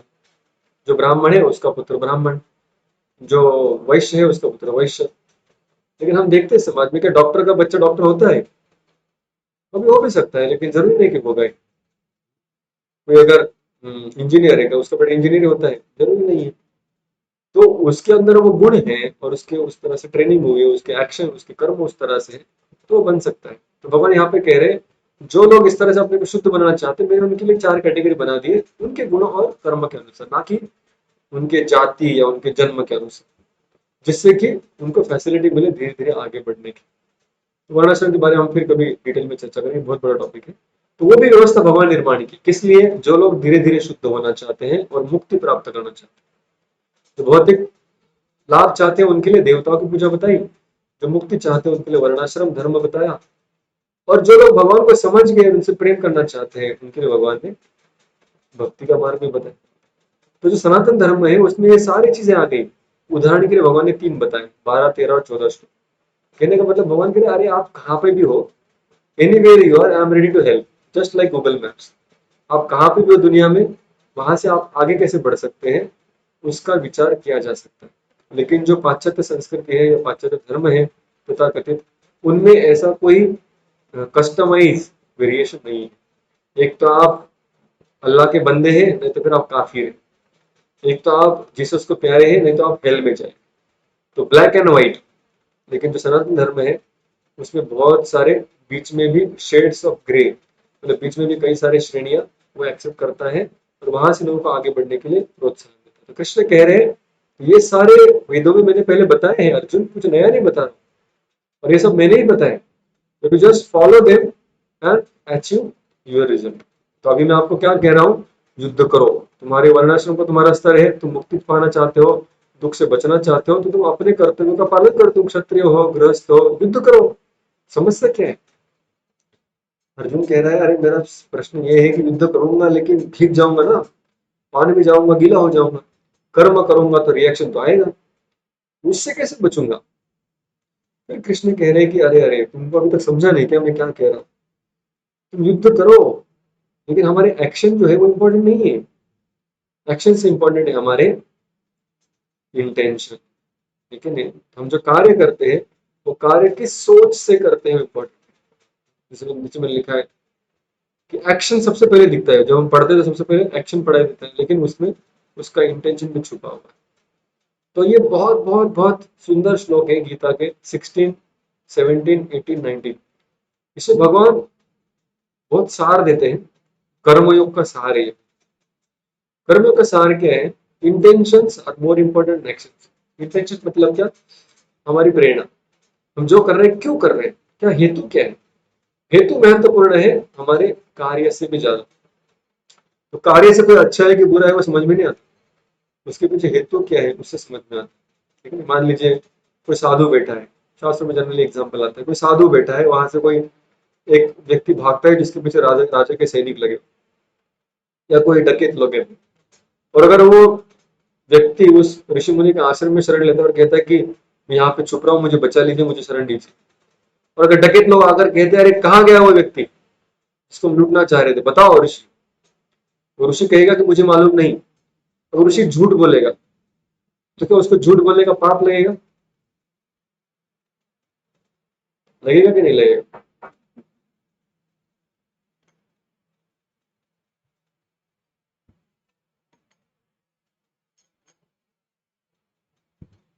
कृष्णा,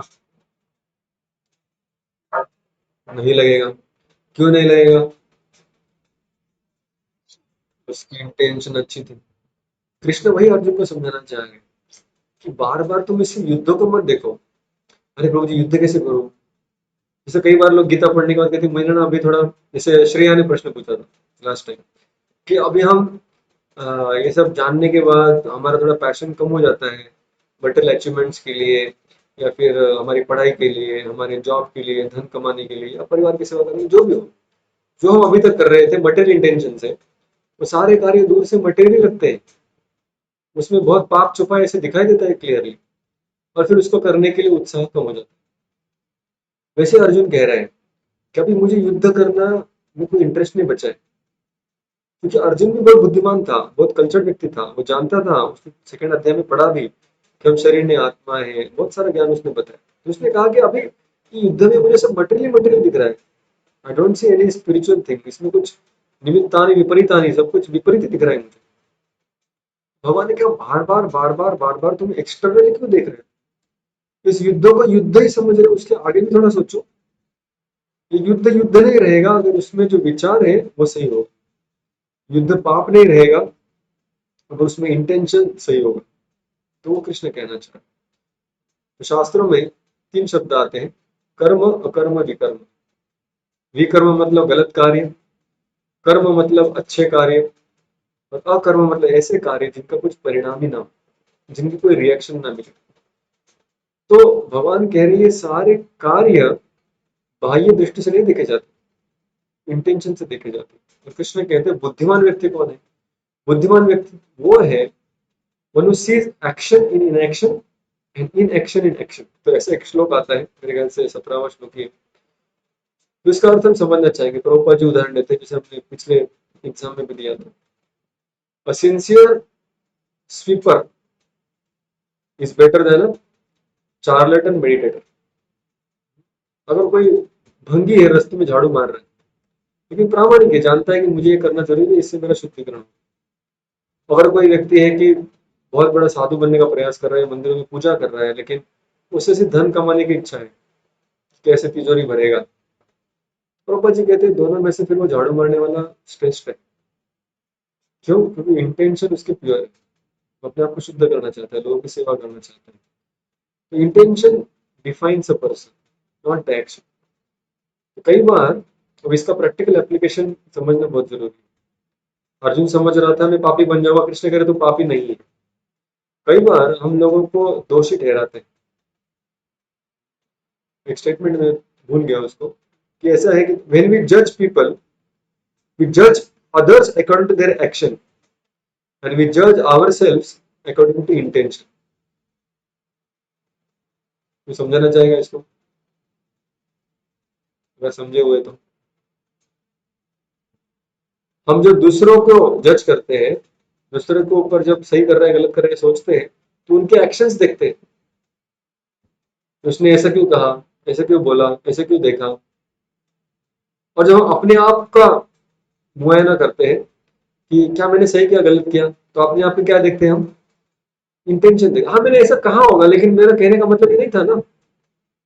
तो अपने आप का इंटेंशन देखते हैं, दूसरे की एक्शन देखते हैं। अभी जब समझ में आया हमको कि intention are important, we should treat others also as we treat ours. दूसरे भी व्यक्ति को जब देखते हैं तो उसको भी बेनिफिट ऑफ डाउट, जिसको कहते हैं, उसके अंदर भी हमें देखना चाहिए शायद इसके इंटेंशन भी अच्छे हो सकते हैं ना। अगर मेरे इंटेंशन अच्छे हो सकते हैं, इसलिए मैं हमेशा जस्टिफिकेशन देता हूँ, तो फिर सामने वाले व्यक्ति के एक्शन भले गलत दिख रहे हैं, उसके भी इंटेंशन अच्छे हो सकते हैं। So that Krishna is telling there, Baba, don't always focus on action, but try to be benefit of doubt by studying intention. और बहुत बार हम लोगों के सिर्फ एक्शन देखते हैं और गलत उनको कहते हैं। उदाहरण देना चाहूंगा समझने के लिए। रामचंद्र, रामचंद्र के 3 भाई, क्या नाम थे उनके? 2 भाई थे, 3 भाई थे, सॉरी 3 भाई थे, क्या नाम थे उनके? भरत, लक्ष्मण और शत्रुघ्न। तो जब वनवास चले गए तो उनके साथ कौन गए? लक्ष्मण। और वनवास के बाद राजा कौन बनने वाला था? भरत। तो लक्ष्मण को बड़ा गुस्सा था कि भरत को राजा बनने के कारण मेरे भाई को वनवास जाना पड़ा। तो उसके अंदर ये आग थी कि भरत ने ऐसा क्यों किया। और जब ये वनवास चले गए तो एक पहाड़ी में जाकर उन्होंने अपनी झोपड़ी बना दी, तो झोपड़ी बनाकर वहां पर रहने लगे। और जब रहने लगे तो एक दिन अचानक लक्ष्मण जी देखते हैं कि दूर से बहुत बड़ी सेना आ रही है, ऐसे लग रहा है अयोध्या से। वो कहते हैं रामचंद्र जी को कि बहुत बड़ी सेना आ रही है। रामचंद्र जी कहते हैं कि दादा ये झाड़ पे चढ़ो और देखो कौन सी सेना है। लक्ष्मण जी तुरंत चढ़ते हैं, उधर से देखते हैं तो देखते हैं कि सूर्यवंश की सेना है, यानी भरत ही है जो पूरी सेना लेकर आ रहा है। तो लक्ष्मण जैसे नीचे उतरता है, इतना क्रोधित होकर उतरता है, कहता है कि हे रामचंद्र जी, ये भरत ने आपको अयोध्या से निकाल दिया और साथ साथ अभी वन में भी रहने नहीं दे रहे, यहाँ पर आकर आपके ऊपर आपको मृत्यु देना चाहता है, आपके ऊपर आक्रमण करना चाहता है। रामचंद्र लक्ष्मण को कहते हैं, हे लक्ष्मण, अगर तुम्हें अयोध्या का राज्य चाहिए तो मैं राज्य देने के लिए तैयार हूं।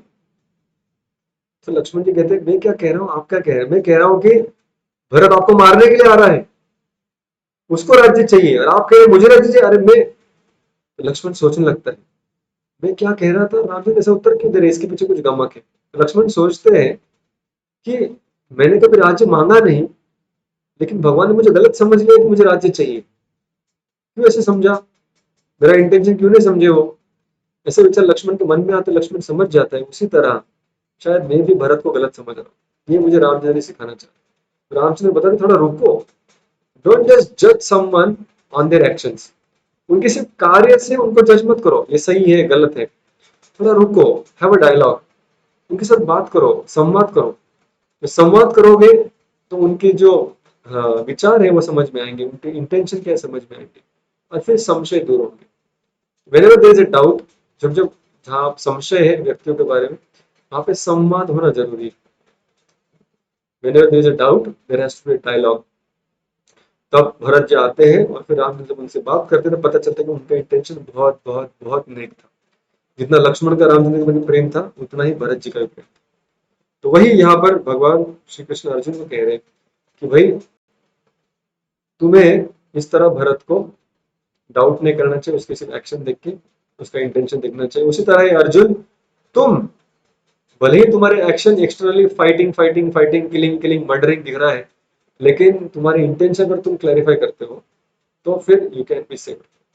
तो इंटेंशन क्या होनी चाहिए वो कृष्ण अगले कुछ श्लोकों में बताते हैं, और कृष्ण कहते हैं कि हमारे और intention very selfless, very sinless and simple. Selfless मतलब उसमें हमारा कुछ सेल्फिश मोटिव नहीं होना चाहिए। सिनलेस मतलब उसमें हमारे इंद्रियों को भोग करने की या कुछ पाप करने की इच्छा नहीं होनी चाहिए। और तीसरा सिंपल मतलब वो धर्म के ऊपर आधारित होनी चाहिए, इसमें बहुत कॉम्प्लिकेटेड रिवेंज वेंजेंस ये सब विचार नहीं होना चाहिए।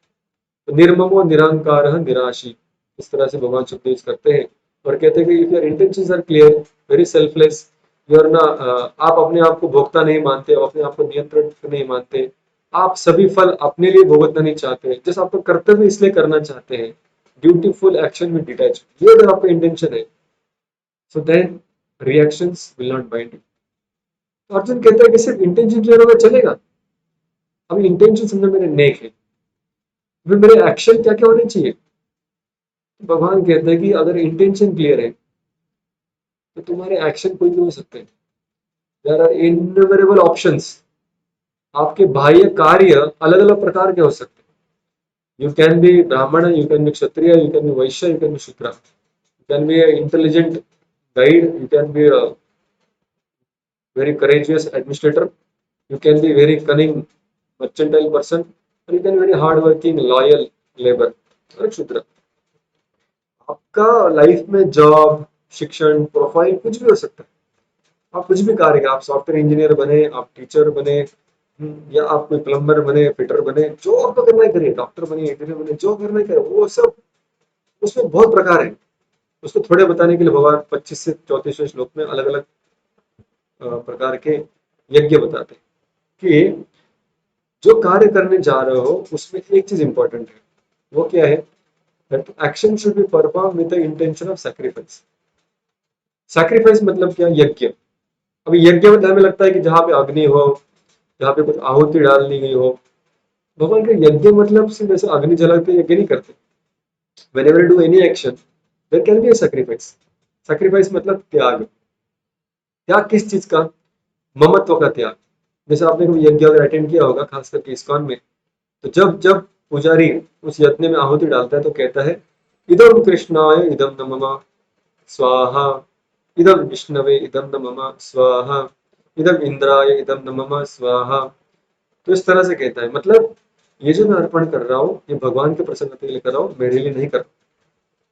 इदम कृष्णाय इदम न मम। जैसे हम भगवान को जब नमस्कार भी करते हैं, संस्कृत में शब्द आता है नमामि। नमामि मतलब ये मेरे लिए नहीं, जो भी कर रहा हूँ आपके लिए, मेरा कुछ भी नहीं है भगवान। तो ये इंटेंशन अगर क्लियर है कि मैं करता धरता नहीं हूँ, ये मेरी शक्ति नहीं है, ये सब कुछ के ऊपर मेरा अधिकार भी नहीं है, जो भी शक्ति आप दे रहे इसलिए इसके जो रिजल्ट्स है वो भी मैं आपको अर्पण करना चाहता हूँ।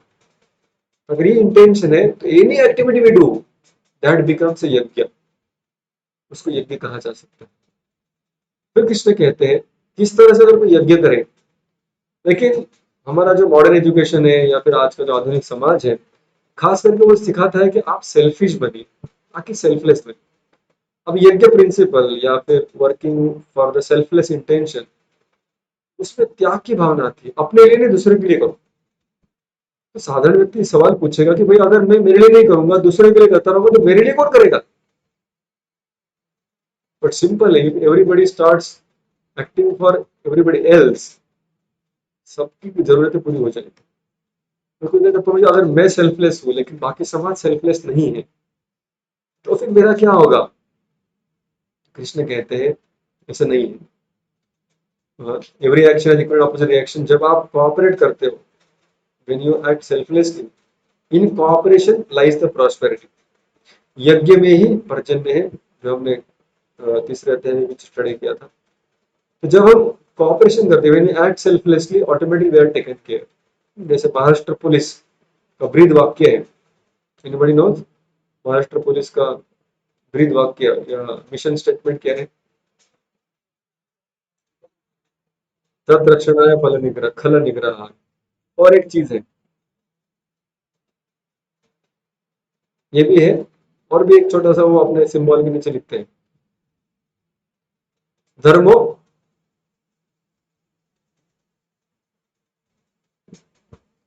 तो उसमें आता है धर्मो रक्षति रक्षितः, मतलब धर्म उसकी रक्षा करता है जो धर्म की रक्षा करता है। मतलब अगर हम खुद अपने धर्म का पालन करें, हम अगर अपने सेल्फलेसनेस को मेंटेन करके रखें, तो अपने आप उसका परिणाम हमें मिलेगा, अच्छे रिजल्ट आएंगे। तो no action goes in vain. हम जो भी करते हैं वो ऐसे ही हवा में नष्ट नहीं होता। तो कृष्ण कह रहे हैं, if you act for the pleasure of somebody, selfless बनो। इस अध्याय में अभी कृष्ण भक्ति के बारे में नहीं कह रहे, क्योंकि अभी तक भक्ति की श्रद्धा या भक्ति का स्तर भी अर्जुन को प्रदान नहीं किया गया। कृष्ण कह रहे, बाबा कम से कम भी सेल्फलेस। जैसे हम एक बार जेजे हॉस्पिटल में श्रीमान गौरव का लेक्चर कर रहा था, मैं तभी थर्ड ईयर में ही था। तो मैंने प्रभु जी को प्रश्न पूछा, प्रभु जी अगर मरते मरते, अगर मैंने जैसे गीता में लिखा है कि मरते समय जो हम याद करें उस तरह का हमें अगला जन्म मिलता है, 8वें अध्याय में लिखा हुआ है।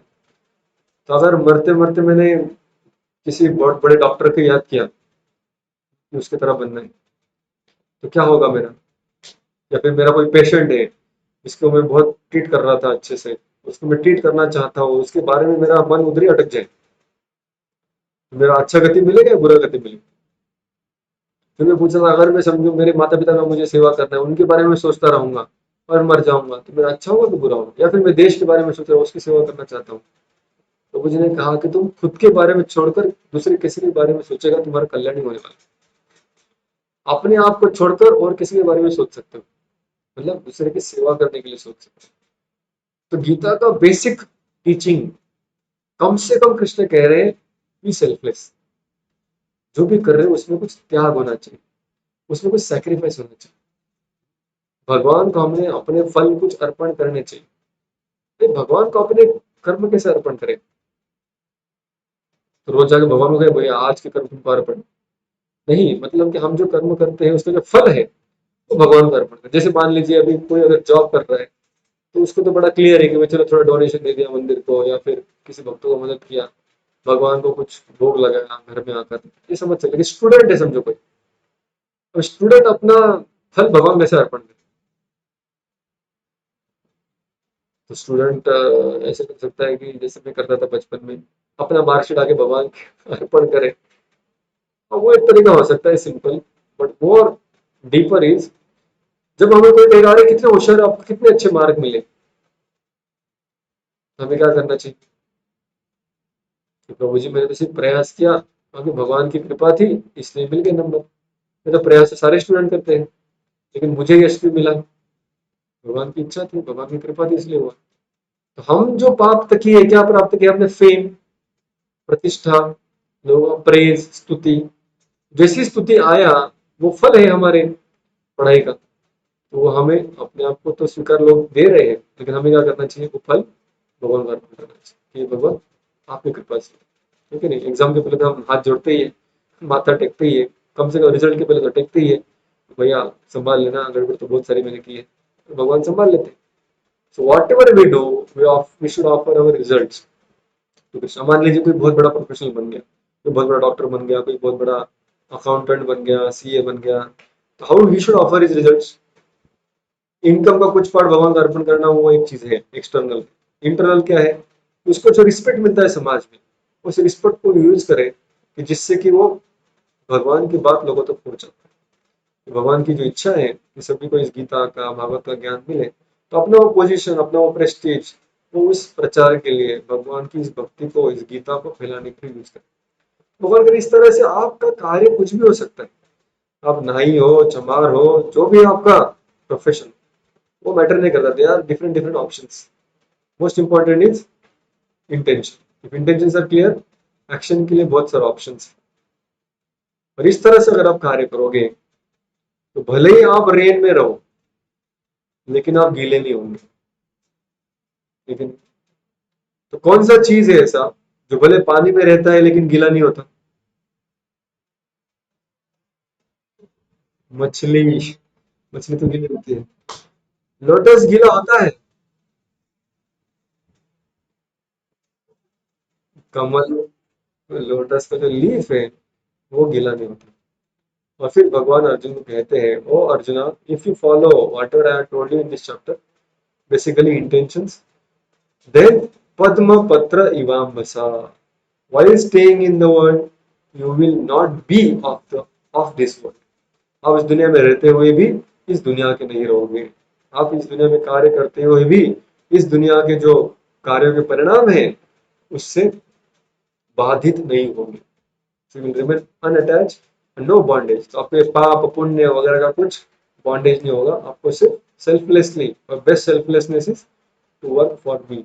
आप अगर मेरे लिए कार्य करोगे तो इससे आप सारे दुर्गुणों से, इस पापों से बच जाओगे। तो just to revise, we studied fourth chapter which is sequel of third chapter which was action yoga. तो एक्शन करते हुए मैं कैसे बचूंगा, ये अर्जुन का प्रश्न था, उसके लिए अध्याय आरंभ हुआ था। इसका हमने अकरण क्या बताया था? Action. So anybody remembers what is A for? हाँ, तो अर्जुन पहले भगवान को प्रश्न पूछता है कि अरे भाई ऐसे कैसे आपने ज्ञान दे दिया सूर्य देव को, क्योंकि भगवान पहले परंपरा के बारे में बताते हैं। तो परंपरा का ज्ञान पूछेगा तो भगवान कहते हैं कि ठीक है, ये ज्ञान तो मैंने आपको दिया। तो भगवान फिर कहते हैं see for clarification. So Krishna clarifies three things. Anybody remembers? C, C, C.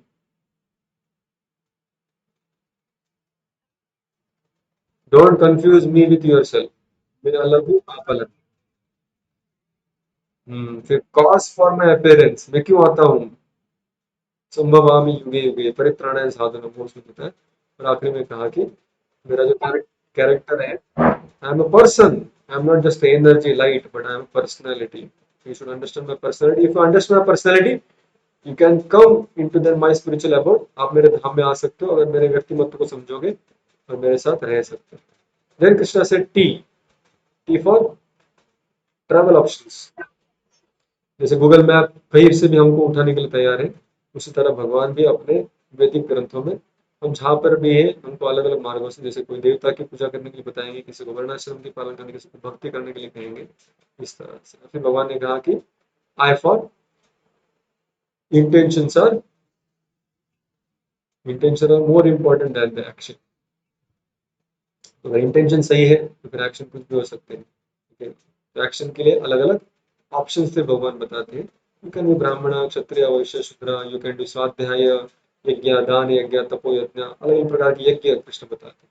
तो उसमें यज्ञ कॉमन है, मतलब सेक्रीफाइस, सेक्रीफाइस में मतलब हमें we should offer our results, हमारा जो फल है तो भगवान को अर्पण करें। और इस तरह से अगर हम उस इंटेंशन से कार्य करोगे तो there will be no more bondage, will become like पद्म पत्र इवाम।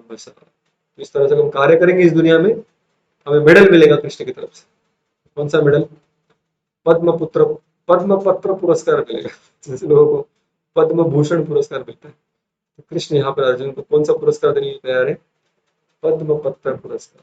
कि आप पद्म पत्र की तरह बन जाओगे, कीचड़ में रहकर भी, पानी में रहकर भी गंदे नहीं होगे, गीले नहीं होंगे, कोई भी पाप नहीं लगेगा। Just have your intentions selfless. Thank you very much. Hare Krishna. किसी को प्रश्न है, डाउट है, कोई संशय है?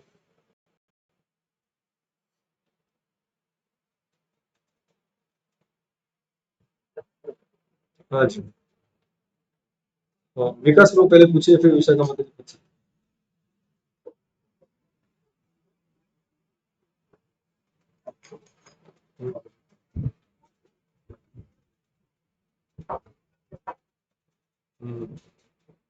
If you can avoid it, avoid कीजिए। अगर आप उसको रोक सकते हो तो उसको रोकिए, लेकिन आपके पास और कोई ऑप्शन नहीं है। अब ये जानिए कि your intention will be rewarded. आपकी जो नियत है उसको पुरस्कार मिलेगा। जैसे जैसे कहते हैं ना, नेकी कर दरिया में डाल। तो मतलब आपको अपने कर्तव्य करते रहने हैं, आपको अपने सेल्फिश इंटेंशन मेंटेन करके रखने हैं। आपको भले ही लग रहा है कि वर्तमान में उसका परिणाम नहीं आ रहा है, जैसे मैंने कहा था कि अलग अलग बीज अलग अलग समय लेते हैं फल देने के लिए। जैसे कोई राई है, राई का अगर हम दाना डालें तो फटाफट उसमें फूल पत्ते आ जाते हैं, लेकिन वही अगर आप बाम्बू का बीज लगाएंगे तो उसको उगने के लिए सालों चले जाते हैं। जैसे आज आप अच्छे इंटेंशन से काम कर रहे हो, कभी ये नहीं सोचना है कि उसका कुछ परिणाम अच्छा नहीं आ रहा है, तो उसका गलत फायदा उठा रहा है। वो गलत फायदा उठा रहे हैं, उसके bad intention, he will get reaction. आपके इंटेंशन अच्छे हैं, आपने उसको रोकने का प्रयास भी किया, रुकाने का प्रयास भी किया, लेकिन वो सुना नहीं। आप अगर रास्ता बदल सकते तो बदलिए, अगर नहीं बदल सकते तो अगर आप जस्ट बाय बीइंग लॉयल, जैसे मंडोदरी थी, वेरी नाइस एग्जांपल। रावण की पत्नी थी, जानती थी कि रावण गलत कर रहा है, उसने रावण को समझाने का प्रयास किया। विभीषण जानता था रावण गलत कर रहा है, विभीषण रास्ता बदल सकता था, तो ही टुक दैट ऑप्शन, उसने अपना रास्ता बदला और राम को आके सरेंडर किया। He was saved. मंडोदरी, वो अपना रास्ता नहीं बदल पा रहे थे, वो पत्नी थी, उसके पास उतना फ्रीडम नहीं था, तो रावण का सपोर्ट करते रहे, रावण ने उसका गलत फायदा उठाया। लेकिन मंडोदरी, 7 पतिव्रता नारियों में उसका नाम, क्यों? Was respected still. उसके इंटेंशन से वो हमेशा एक अच्छी इंसान करके कहलाए, तो we will be rewarded for that. हमें उसका रिवॉर्ड जरूर मिलेगा, ठीक है। यस विशाखा माता जी।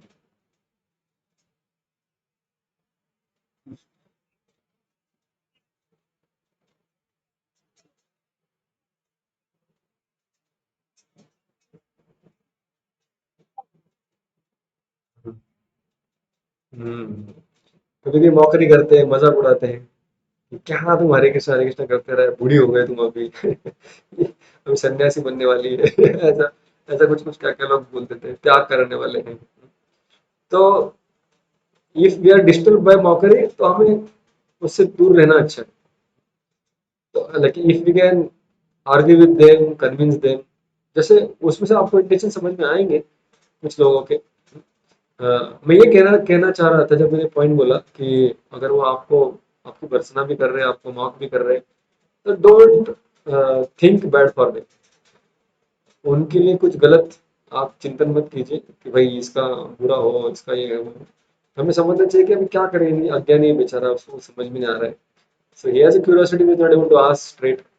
सो लेकिन कुछ समय के बाद, जैसे मुझे याद है कि मैं जब कॉलेज में था, तब मेरे साथ भी वही होता है जो आपके साथ हो रहा है, हुआ था कि लोग मॉक करते थे कि ये क्या है, बाबा बन जाएगा, ये होगा वो होगा।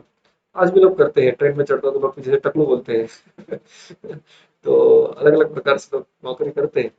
लेकिन उनमें से जो सिंसियर होते हैं, वो कुछ समय के बाद भी आपके पास आके फिर बैठेंगे और पूछेंगे कि, और आप देखेंगे ये जो मॉक करने वाले लोग होते हैं ना, जो आपका मजाक उड़ाते हैं, वो जो अपने जीवन में कुछ तकलीफ में से जाते हैं, when they face some problems, real problems of life, they will come to you. They will not go to one of the member of their group.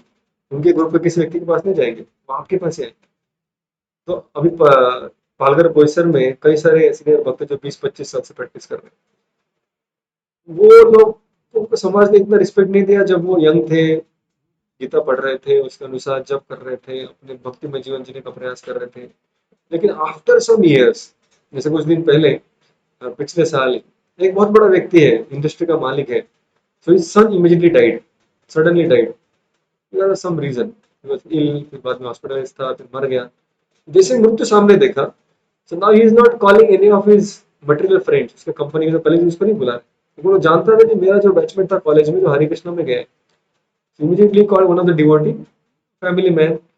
उसको कहा कि अरे अतुल, ये क्या हुआ मेरे जीवन में, कुछ समझ में नहीं आया, please arrange something, I need counselling.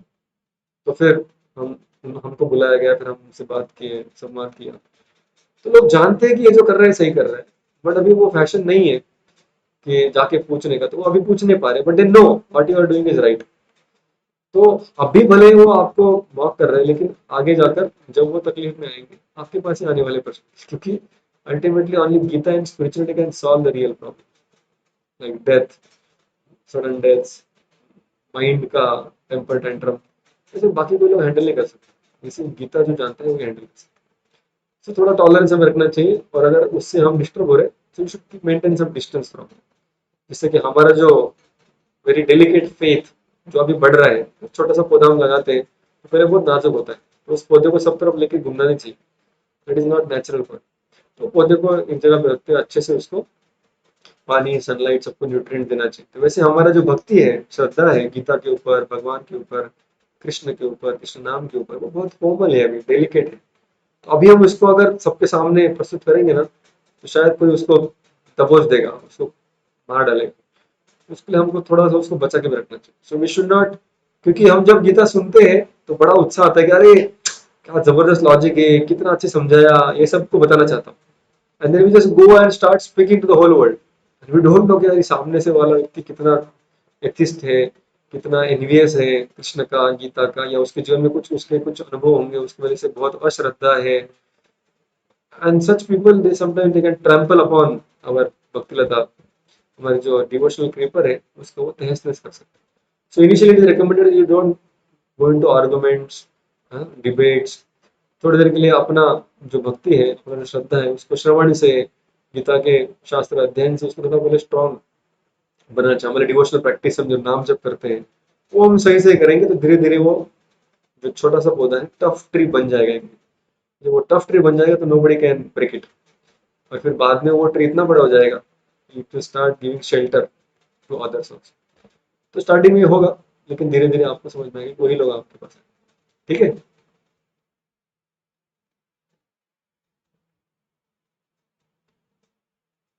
और किसी में कुछ प्रश्न है?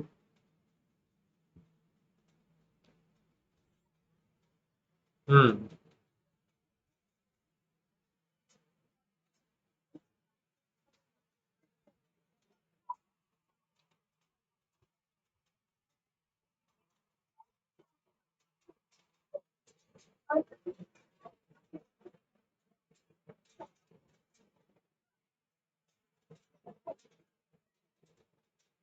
हाँ, तो हमें अगर आंसर मिल गया है तो कोई प्रॉब्लम ही नहीं है। और अगर आपको थोड़ा भी अंदर लग रहा है हिचकिचाहट, तो जो डाउट होता है ना वो बहुत सटल होता है, संशय जो होता है वो बहुत सूक्ष्म होता है। तो अगर छोटा भी अंदर कुछ डाउट है, भले हमको आंसर मिला है, तो हम बोल सकते हैं कि मुझे ये डाउट था, मुझे आंसर भी मिला है, जस्ट कंफर्म करना चाह रहा था। तो फिर we can always confirm if there is some inner feeling of inconvenience. Thank you.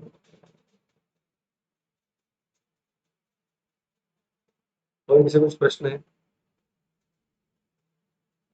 क्योंकि जो डाउट्स होते हैं ना, वेरी वेरी इंपॉर्टेंट टॉपिक, जैसे कि आप अभी प्रश्न भी पूछ रहे हैं, तो ऐसा कहा गया है कि the level at which the problems are created, solutions are not found. मतलब जिस स्तर पर या जिस चेतना के स्तर पर कॉन्शियसनेस में, या जो हमारी समझदारी का स्तर है, जिस स्तर पर प्रश्न उत्पन्न होते हैं, उसी स्तर पर उसका कई बार उत्तर नहीं होता। इसलिए हमारे से ज्यादा जिसकी समझ है, हमसे ज्यादा जो स्पिरिचुअली एडवांस्ड है, उनके पास जब हम जाते हैं, सो उनके जो स्पिरिचुअल पावर्स है, कई बार ऐसे होता है कि हम जो प्रश्न पूछेंगे उसका उत्तर मिलेगा भी नहीं, but just by meeting them and hearing from them our confidence will increase. तो ऐसे शास्त्र में कई बार हुआ है कि प्रश्न कुछ पूछा गया, उसका उत्तर दिया ही नहीं गया, उसको कहा कि तुम ये प्रश्न उसमें भूल जाओ, ये सेवा है, ये करो, और उससे उनके सारे डाउट क्लियर हो। जैसे भक्ति सिद्धांत ठाकुर, उनके पास एक बार एक व्यक्ति आता है, कहता है कि मुझे बहुत सारे प्रश्न हैं। वो कहते हैं अभी तो मेरे पास समय नहीं है, फिलहाल तुम किचन में जाओ, किचन में एक व्यक्ति बर्तन मांज रहा है, उसको जाके थोड़ा मदद करो, और उसके बाद हम मिलेंगे। और वो व्यक्ति बहुत बड़ा संस्कृत स्कॉलर था कलकत्ता का। तो बाकी शिष्यों ने कहा कि गुरु महाराज ऐसे कैसे बोल रहे हैं, ये इतना स्कॉलर है, इसको स्कॉलरली डिबेट की आवश्यकता है, इसको समझाना पड़ेगा सब कुछ, इसको बर्तन धोने के लिए भेज रहे हैं। लेकिन वो इतना नम्र था व्यक्ति, वो चला गया किचन, और उसने वहां बर्तन धोए। और बाद में जब वो भक्ति सिद्धांत ठाकुर जो संत थे उनको मिलने के लिए आया, उन्होंने पूछा कि हाँ क्या प्रश्न है आपके। मैंने कहा कि कोई प्रश्न नहीं, जितने प्रश्न थे सारे सॉल्व हो गए। कैसे सॉल्व हो गए? शास्त्रों के ज्ञान से नहीं, सिर्फ मैंने कुछ सेवा की, उससे सॉल्व हो गए। तो प्रश्न चेतना के विकास न होने के कारण आते हैं। और जब चेतना का विकास हो जाए, कॉन्शियसनेस और थोड़ा शुद्ध हो जाए, वो थोड़ा एडवांस हो जाए, तो डाउट क्लियर हो जाते हैं। तो कभी वो सुनने से क्लियर हो जाएगा, कभी वो सेवा करने से क्लियर हो जाएगा, कभी किसी वैष्णव को, भगवान को संतुष्ट करने से क्लियर हो जाएगा। जरूरी नहीं कि हमेशा वो ज्ञान से दूर हो, क्योंकि ज्ञान मतलब फिर भी हमारे लॉजिक में ही आया हो, हमारे लॉजिक का, बुद्धि का, तर्क का एक लिमिटेशन। लेकिन जो स्पिरिचुअल नॉलेज है, वो एक हद तक हम लॉजिक लगा सकते हैं, एक हद तक हमारी बुद्धि लगा सकते हैं, लेकिन कुछ हद के बाद बुद्धि काम करना बंद कर देती है, और कुछ कुछ चीजें हमारे मस्तिष्क के बाहर है। और वो जैसे हमारी चेतना आगे बढ़ेगी हमारे स्पिरिचुअल प्रैक्टिस से, तो practice will solve the doubts, क्योंकि प्रैक्टिस से चेतना का स्तर बढ़ेगा। जब चेतना का स्तर बढ़ेगा तो प्रॉब्लम सॉल्व हो जाएगी। कभी कभी प्रॉब्लम सॉल्व हो जाएगी, कभी कभी वो प्रॉब्लम या वो संशय बहुत इनसिग्निफिकेंट हो जाए। जैसे मैंने सवाल एग्जाम्पल देता हूँ कि जैसे जब हम फ्लाइट में बैठे हैं, एयरपोर्ट पे खड़ा है फ्लाइट, वहां से हम जब आजू बाजू देखते हैं तो बिल्डिंगें दिखती है, झोपड़पट्टी भी दिखती है, छोटे छोटे झोपड़े दिखते हैं, बड़ी बड़ी इमारतें भी दिखती है। लेकिन वे जैसे ही हम फ्लाइट टेक ऑफ करता है और आकाश में उड़ने लगता है, तो उस आकाश से हम नीचे देखते हैं, तो वो झोपड़ी तो छोटी लगती है, लेकिन वो बिल्डिंग भी छोटी लगती है, छोटे छोटे बिस्किट जैसे लगते हैं। तो वैसे हमारी चेतना जो आगे बढ़ती है, तो हम उस संशय से भी आगे बढ़ भी जाते हैं। तो कई बार ज्ञान से डाउट सॉल्व होते हैं, लॉजिक से होते हैं, लेकिन कुछ हद के बाद वो चेतना के विकास से सॉल्व होते हैं। ठीक है, just additional point regarding doubts. किसी और भी प्रश्न है, सवाल है, suggestion, comments? Okay, thank you very much. Hare Krishna. तो हम आज यहाँ पर रुकेंगे, समय काफी हो चुका है। श्रील प्रभुपाद की जय, ग्रंथराज श्रीमद् भगवद गीता की जय। सभी पार्टिसिपेंट का बहुत बहुत धन्यवाद। हरे कृष्ण। तो कल हम मिलेंगे 5:30 बजे शाम को।